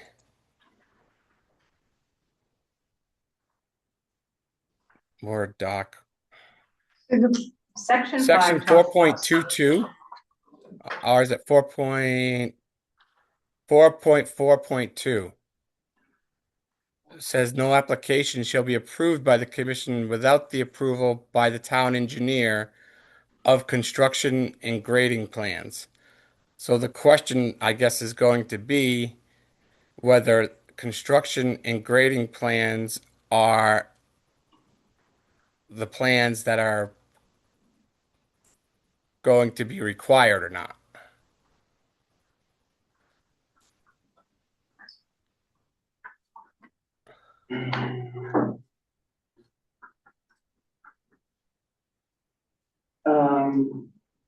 Well, there's no project proposed at this time, it's only the property re-subdivision, so I don't know how we would ask for construction grading plans when there's not a That should come later. project proposed yet. That's one of the things that CLA did ask me, if he wanted me to include. Right, so he's aware of it, He's so, aware, and I told him no, because I told him that my son would take care of all of that. He'd be back in front of the board when he was right, so ready. I think that's where we would, that's our decision to make, to grant a waiver on that. Because we're not looking at a project at the moment, we're only looking at Potential. a lot line, yeah, Potentially. a new lot line, that's really all we're looking at.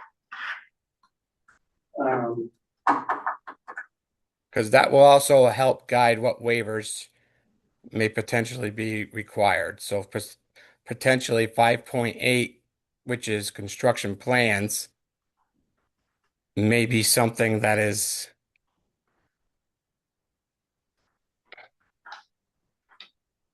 or portions of that. Could that be a condition of approval? Correct, like 5.8, Yeah, erosion we do a conditional sedimentation approval. control plan wouldn't be something that you would necessarily need now if they're not proposing construction at this point. But Right.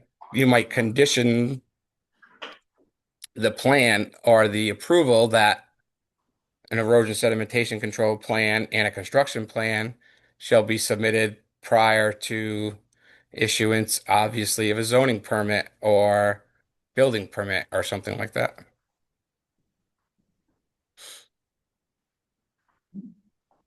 Did you get that, Judy? Yeah, Okay. that an ENS control plan and construction plans be provided Condition of approval, prior to the issuance of the building permit. as a condition of approval, yeah, okay, all right, I'm gonna write that down then, yeah, okay, so maybe we go about it that way, or what do you guys think? I believe that's the way to Would you go. be okay with that? That's fine. Okay.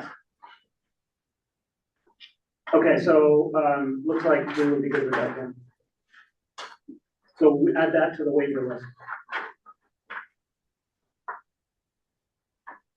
So I do this right. So Jim, you're gonna email Judy Iufrate verbiage for the waiver, Yes, which would be 4.4.2 and 5.8, and whatever other. right, and maybe other So- things. Yeah, because in section 5, it talks about subdivision plan approvals, and 5.2 talks about the subdivision map. And 5.3 is about the Mylar. Is that where we're getting into the waivers? Yes, Okay.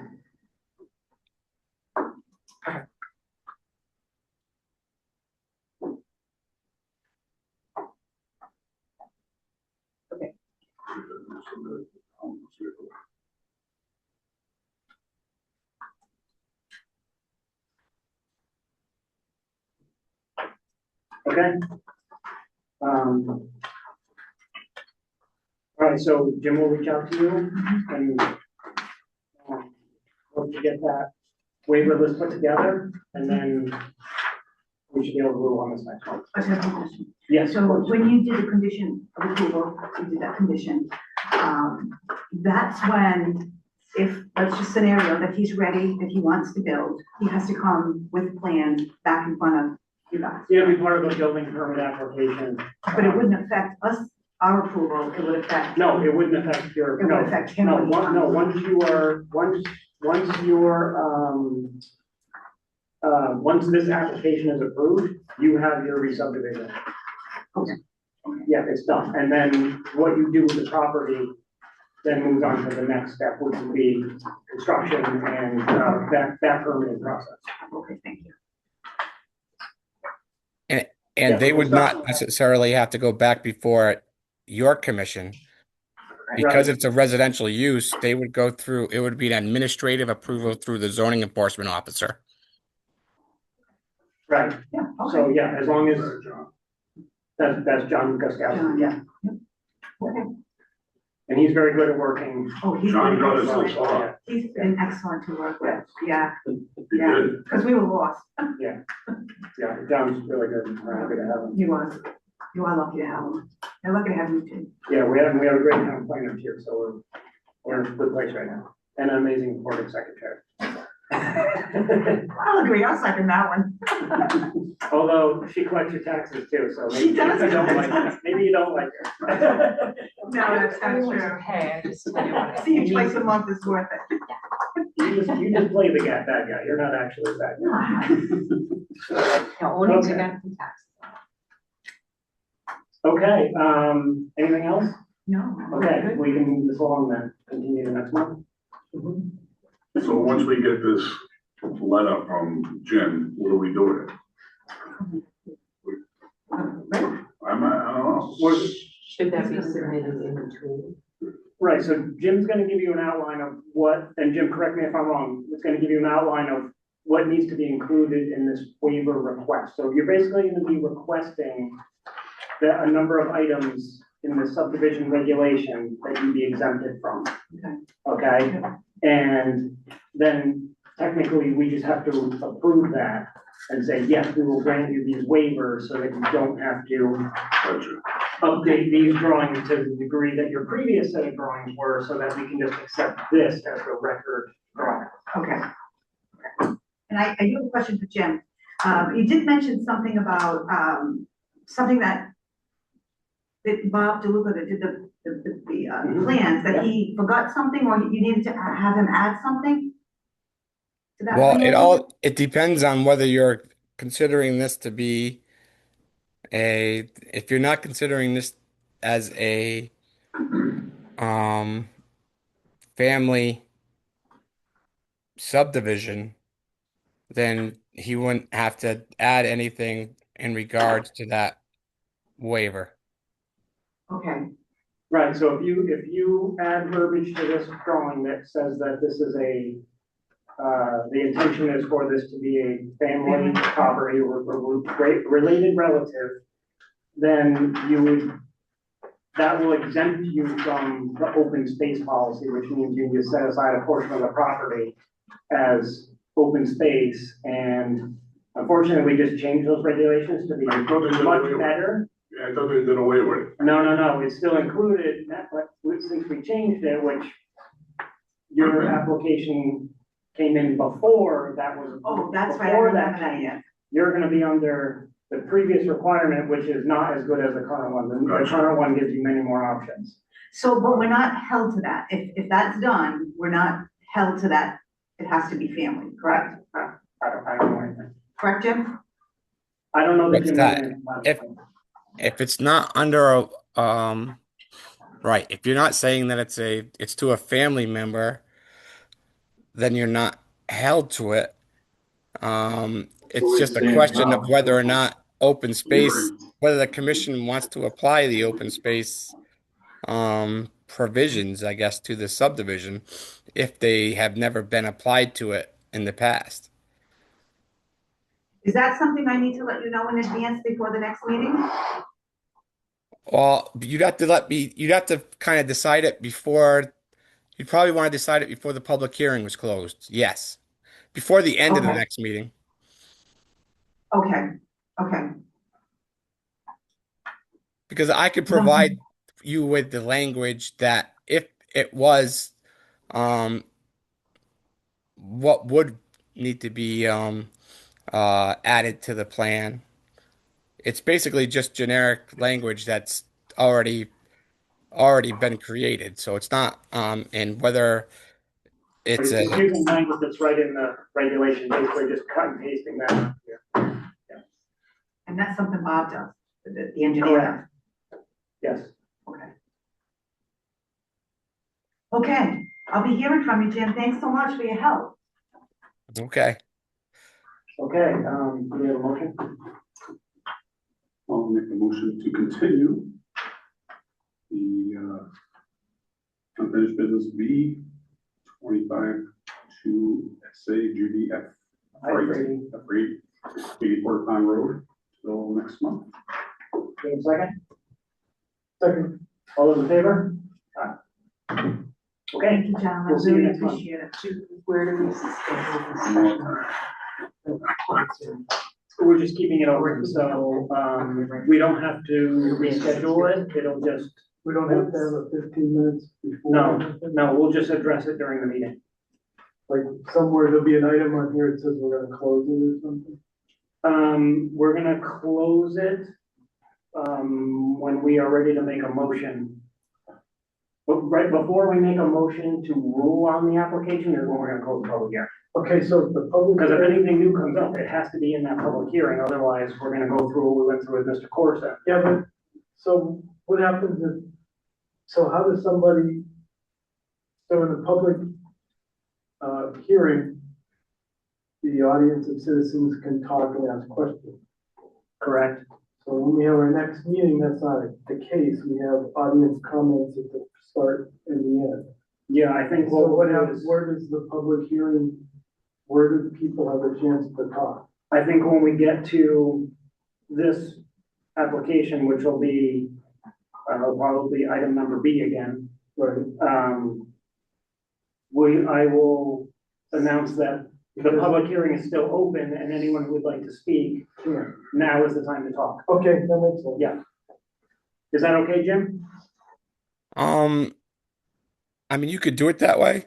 The other way that I've seen towns do it is you could start your regular meeting, and then the first order of business after you do your Pledge of Allegiance is that public hearing. I know, Because it's but the what if only something- public hearing you have. But I And still you- can't close it. You can close it then. No, you can open it, take all the information that you are going to get, all the new information you're going to get for that should be at that, you should be getting all the new information you need Okay, at that meeting, really. okay. So then we And then you can it close before it. we move on. Okay, all right, yeah, let's do that. And then just have it as open business at the end. That way, Yeah, so we'll anybody, need- we'll need copies of the revised drawing and the waiver that's in writing. We'll just need copies of that for people to be able to read if they show up. well, remember, if the drawing has to be revised, you can also condition the approval on the drawing being revised. Right. So am I So if taking for a some large- reason, Am I taking the large drawing with me next time? excuse me? No, these are probably fine. These are probably fine. Yeah, Bob hasn't given me anything other than these small little, papers of the plot itself, of the re-subdivision. No, there are full sets of drawings in the file. Okay, so he did do that. Is that something that I need to bring with me when I come next time?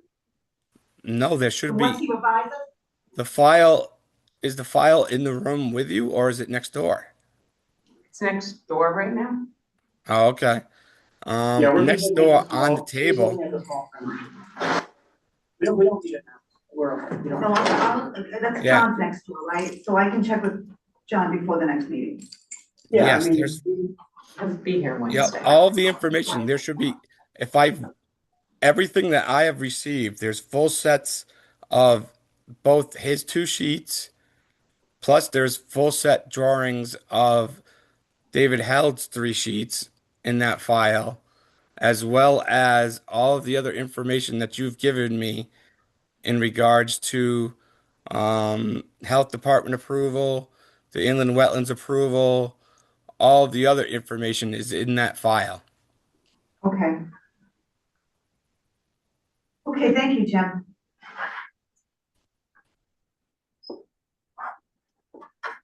okay. All right, we've already made a motion to continue. It's unanimous. So we'll continue this next month. We'll see you next month. We'll see you next month. Thank you. Have a good night, guys. Thank you. Okay. Number 7, new business. Consider an act on board and commission's questionnaire. Judith Stumpo, Planning and Zoning Commission. Jim Stumpo respectfully withdraws her application because I found out that's what a violation of ordinance is. Violation of ordinance. Town employee, she can't be a town employee and a commission member. The state statute states that you cannot be a paid municipal employee in beyond Board of Finance, Planning and Zoning, ZBA, All the fun ones. It's just certain ones. just certain ones. And thank you, Jim, for that. Unless the town specifically has an ordinance that says that You can't. you can. So, Jack, I told Jack today, he said, do you want me to write an ordinance? Did you say yes? I mean, we would love to have you. I mean, you'd be great. You're fantastic, so. You should have one that's just for you, put your name in it. Just so that Judy. Judy is the exception, that's all you have to have. He asked me what I wanted to do, and I said, you know, at this point, It's up to you. I would love to have you personally, so. I just don't want the town to go through an expense for an ordinance. And I said to him, if you were down to 3 members, I would definitely ask him to do Yeah. an ordinance, but that doesn't mean anybody can resign. Before. Yeah. I mean, he could do an ordinance for future. Well, you should, Yeah. just in case somebody does resign, Yeah, because We should it takes bid. months. It takes months to do an ordinance. It takes Yeah. months I would say yes. from the application to the time that you would actually be made a member. So, I could talk to Jack tomorrow. okay. Sorry about Okay, no, we're that. Thank you, sorry. Jim. Okay, so moving on, commission, 7B, consider an act on board and commission's questionnaire, Ed Adams, Planning and Zoning Commission. And we have what's that?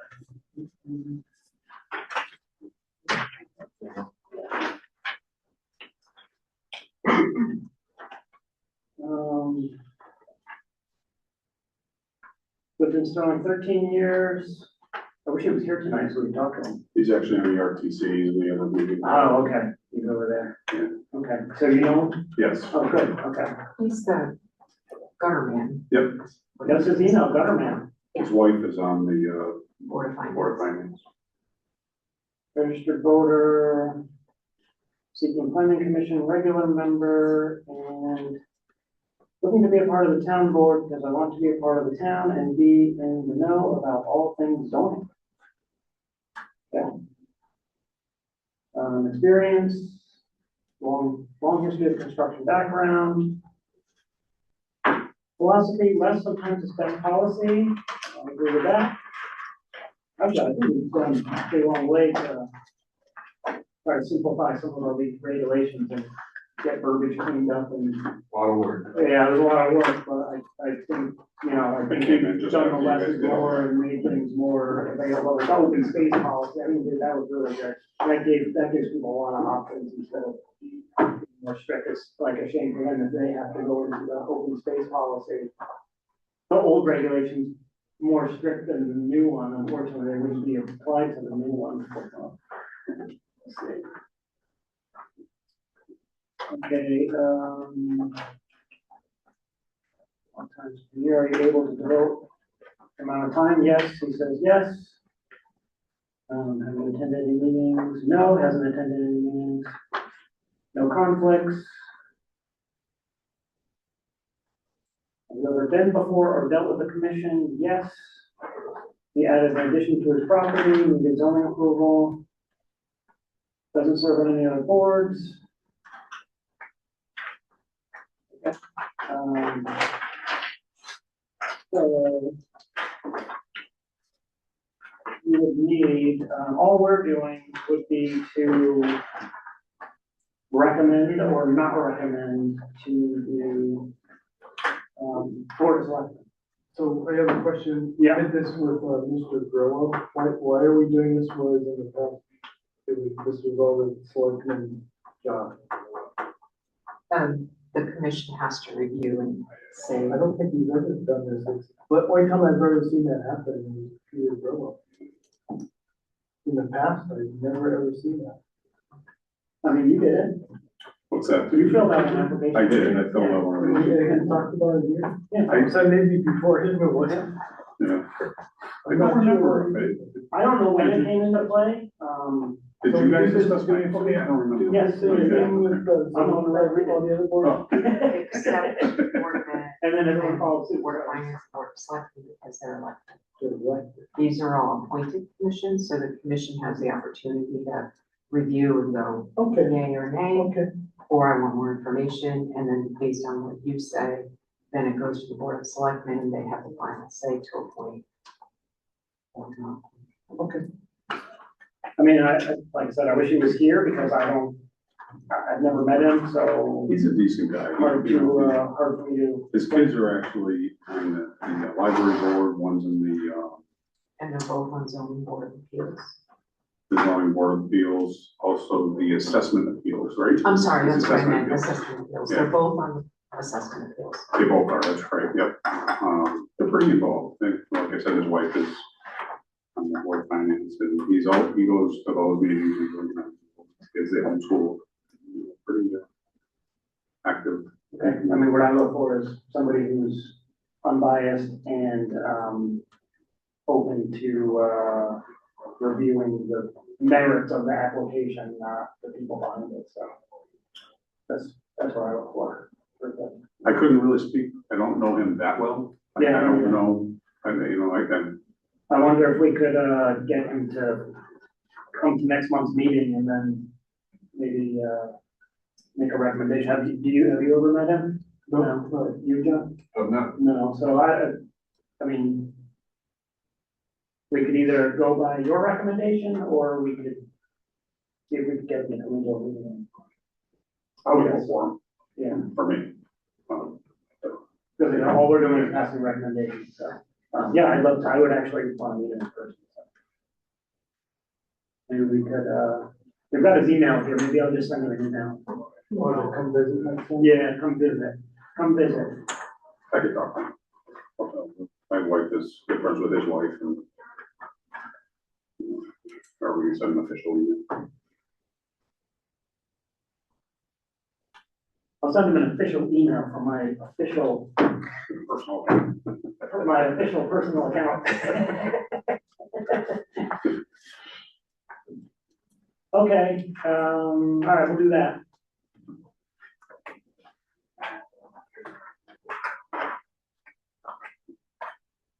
Next item, CEO report. There was something on here, EMS. I have a question on number Yes. two. So is this person trying to subdivide, or why would he be asking, minimum lot size requirement? No, are you familiar with this one? He purchased, it was technically two pieces of property where Fred Stone lived up here. Okay, so Um, he purchased two buildings. he purchased, well, actually, there was existing structures on there. Okay. So he was redoing both of the houses. And they're non-conforming lots, and I think whatever they were trying to change, they approved it, ZBA approved it, because there wasn't a lot of other options. I can't remember if it was a septic or, I'm trying to remember what it was. But there were two existing lots with two existing homes on it. Okay, And he was redoing them in order to meet some of the changes that he needed to make. He needed them to approve it. It wasn't empty land building lots. There were all the structures there. is it something we can find out more about? Does this have to do with, non-conforming lots? And that kind of thing that we're trying to simplify? Yes, yes. I think it's that there are two lots and they have a shared, they may have a shared well and a shared, Oh. I'm not That sure if both they of had a shared septic system, but the gentleman who is redeveloping them with the health department is requiring one of the septics to be updated or upgraded in order to upgrade the septic system, he doesn't have enough space on the lot. Is With it the, because it's not physically big enough to handle like the number of bedrooms or something? I don't know if it's the number of bedrooms or if it's just not physically big enough because of separating distances from the well as from the structure. Um, so what he is trying to do is he is doing a lot line adjustment of the two parcels. So he's making one smaller, even though they're both non-conforming, one is becoming smaller and the other one's becoming larger in order to fit a septic system on one of them, um, to make it a code compliant septic system, I believe. Uh, but in order to do that, he has to get a variance, I believe, from one of the zoning regulations. Yeah, and they granted it to him.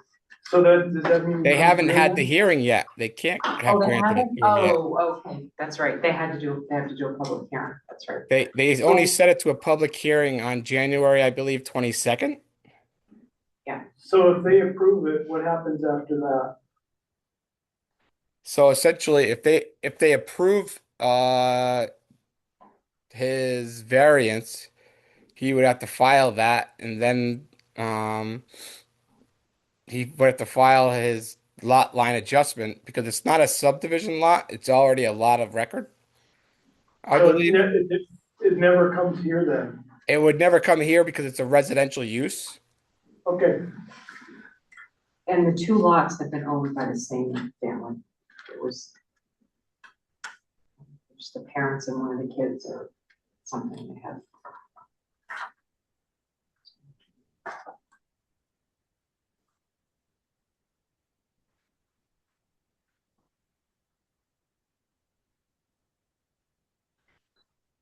Okay, and then there is a letter included, an inspection letter from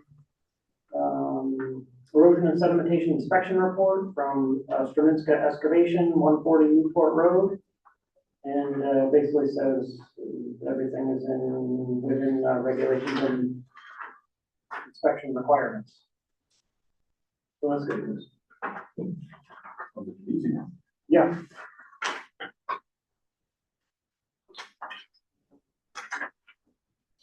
You want me to- Okay, other business, election of officers. You wanna do it or do you want to postpone it again? We're all here, we can do it now. You wanna do it now? Okay. Would anybody like to be chairman? I'll start with that one. Well, you need to be the chairman. Okay. Volunteer you. You volunteer me? Okay, so what we'll do is a nomination and then a second and then a vote. For each. chairman. Okay, I second. okay, we have a second. All those in favor? Okay, Congratulations, chairman. I accept. Okay, vice chairman. Anyone volunteer to be vice chairman? I volunteer. In that case, I nominate, John Angelone for, vice chairman position. A second. Do a second? All those in favor? Now, are we doing secretary? We're still doing the secretary, right? Because that's in the bylaw, so we still have to do it. Okay, I just want to make It's sure. in the that- bylaws and I believe it's statute as well. Okay, because I remember talking about this, and I just want to make sure that I wasn't remembering on the wrong side. Isn't John, aren't you currently the secretary? Yeah, currently it is. So you have to. How's, are you doing okay in that position? I'm fine. Well, not all right. Because I think we nominated you. That's why you got nominated. Who's not here tonight? Well, that's why it was November, I think you missed was it November? I think it was the November meeting, and I said, well, let's wait till we're all here, so we just postponed it, so that didn't happen again, because I don't know if that was fair, but it was kind of fun, I'm sorry about that. So I'd like to nominate John for secretary. I'll second that. All those in favor? Alright. You think you can handle it? Alright, as long as you can handle it again, that's good. Yeah, easier than I thought. Thank you all. Thank you all for your confidence in me. I'm doing a great job. I don't know that, Really, you have a working knowledge of what you need to know. We Thank you, I almost appreciate need it. to breathe a little bit, Diane. Up my confidence. Okay, moving on, regulation priorities. Jim, we have an item. I don't, it's getting late. I don't know if we want to do it now or should we just briefly touch on it? We were talking about, a non-conforming use adjustment to our text. Is that the item, one item we're talking about? Yes, I know that was one of the ones that we were talking about. We there also had another? we also had the other one that we were drafting that just had to do with, I think, the frontage requirement. Oh, the frontage, yeah. Yeah. So What non-conforming. do I have? I know, I'm kind of burned out, to be honest. But I don't see where it's something that we have to address now. Yeah. Do we have any text about that? With some, perhaps, proposed text? or Is it anything? non-conforming? I don't think we have any proposed text yet for the new. Yeah, I don't know. It was only something that we were under discussion in regards to non-conforming lots. structures and Article Yeah, 5. it's particular to the structure on non-conforming lot. Article There's one piece of verbiage that, if you take it literally, it's very strict However, the structure may not be expanded or enlarged in any way. in any way. as to Exactly, increase the that's area, the part. extent, or amount of non-conformity. Right. May not be expanded, extended vertically or horizontally within a required setback area. I don't think the intention when that was written was to not allow anything to happen to that structure ever, so. So right now, the way it reads is if you have a non-conforming building on a non-conforming lot or just a non-conforming building? Just the Just a structure, yeah, it's just. the So it could structure. be on a regular Correct. 250-foot lot, Correct, and it's worded that if it's non-conforming, you can't do anything with it. Pretty much. basically. That doesn't make any sense. No, it doesn't, that's why Jim pointed it out as something that we should look at adjusting. And it would be a text amendment, not a change, and it would be, I think it would be more, I think it would make the intention match the description. Is what we'd be trying to do. I don't think it was intended to be overly restrictive when I was writing that, just, it sounds that way when you read it back, so. Yeah, so we can talk about that next month, because John is going to make a motion. I'm gonna make a motion that we table, Regulation regulations on non-conforming structures to next month. till next month. Date, the next one? Done. February, None? is it February? I don't have a list, do I have a list? I don't know if I have a schedule, I should keep this. Yeah, it's February 9th, February 9th, okay. because the 16th is. You can just say next. Next regular meeting. Next regular meeting. Next regular meeting. Okay, so table regulation priorities regarding 5.02. Do you have a second? A second, Oh, who's second? John, second. All those in favor? Aye. Unanimous. Okay, audience comments. Do we have any other audience comments? I hope not. Okay, no additional comments. Last item, adjournment. Do we have a motion? That's John. a motion adjourned. Do we have a second? Second. All those in favor? Aye. Okay. Unanimous, Jim, well, we're adjourned, so, Jim, thank you very much for attending, I hope you're feeling better, give her that cold. And hopefully we see you in person next month. yes, I certainly hope so. I apologize for not being there and No, we appreciate you being on, because this was quite a tense meeting, and, your expertise was absolutely necessary, so Absolutely. thank you for, or how you're feeling that you were actually still And- attending, so appreciate it. and Jason, in the future for those, and I Oh, don't know, I'm assuming those people in the, It's still recording, Jim. that's fine. It doesn't matter. Okay, okay. The, for someone who might be there, who were looking, because I'm assuming some of them were looking, may have been just asking questions, even though they couldn't get, uh, feel free to just throw them at me.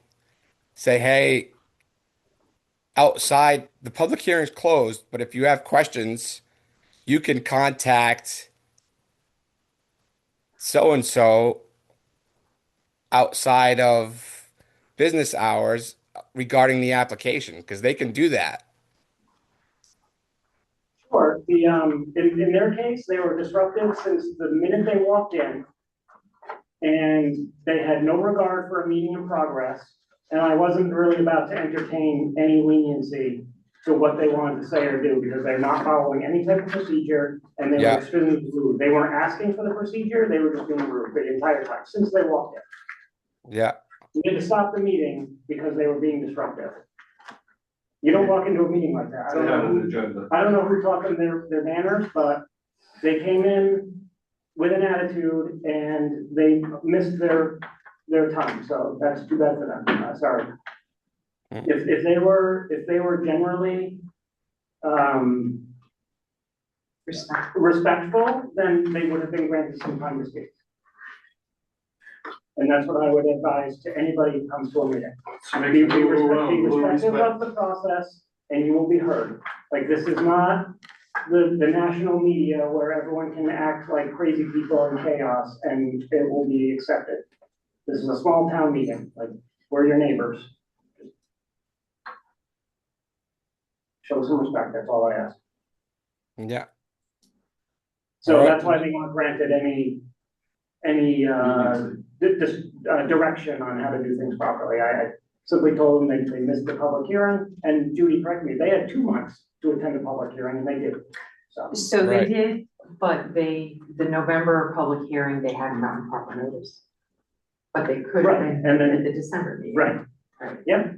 And And they could Yeah. have spoken today, and there was 2 opportunities, beginning and at the end of the. Yeah, well, they were late, so, yeah, they came in late, and they missed their opportunities, and then they wanted to be disruptive, so, sorry. they wanted to have their public comments right then and there, not wait until the end, because you couldn't say when the end of the meeting would be. What a lot of people don't understand is that this is a meeting of this commission. Right. It's not, and it can be viewed by the public under, like FOIA regulations. This is a freedom of information, so anything that we say has to be in this format. We can't talk about a project. You know, you guys can't come over to my house and we can have some beers and talk about these projects. We're not allowed to do that, that's illegal. So we have to talk about these projects in this setting. The public is allowed to view it. That doesn't mean they can chime in and comment and be aggressive. That's not allowed. This is a meeting of this commission, not of the entire town. That's why we have public hearings. You come to a public hearing and then you're allowed to speak, one at a time. We're still recording, Judy? Yes. That's why I'm fine saying this, because if they, please, anybody listen, anybody who's listening, that this is the process. We have a very simple, strict process that is every town, everywhere. It's the same regulations in the entire state. We're not doing anything different than anybody else.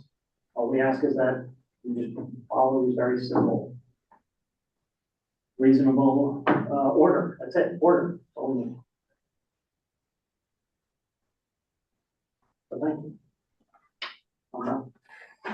Jim, you got anything else? Nope, I'm good. Okay, Thanks, Jim. take care. All right. All right. Good night. Good night. Good, everyone. Night. Good night, John. Thank you.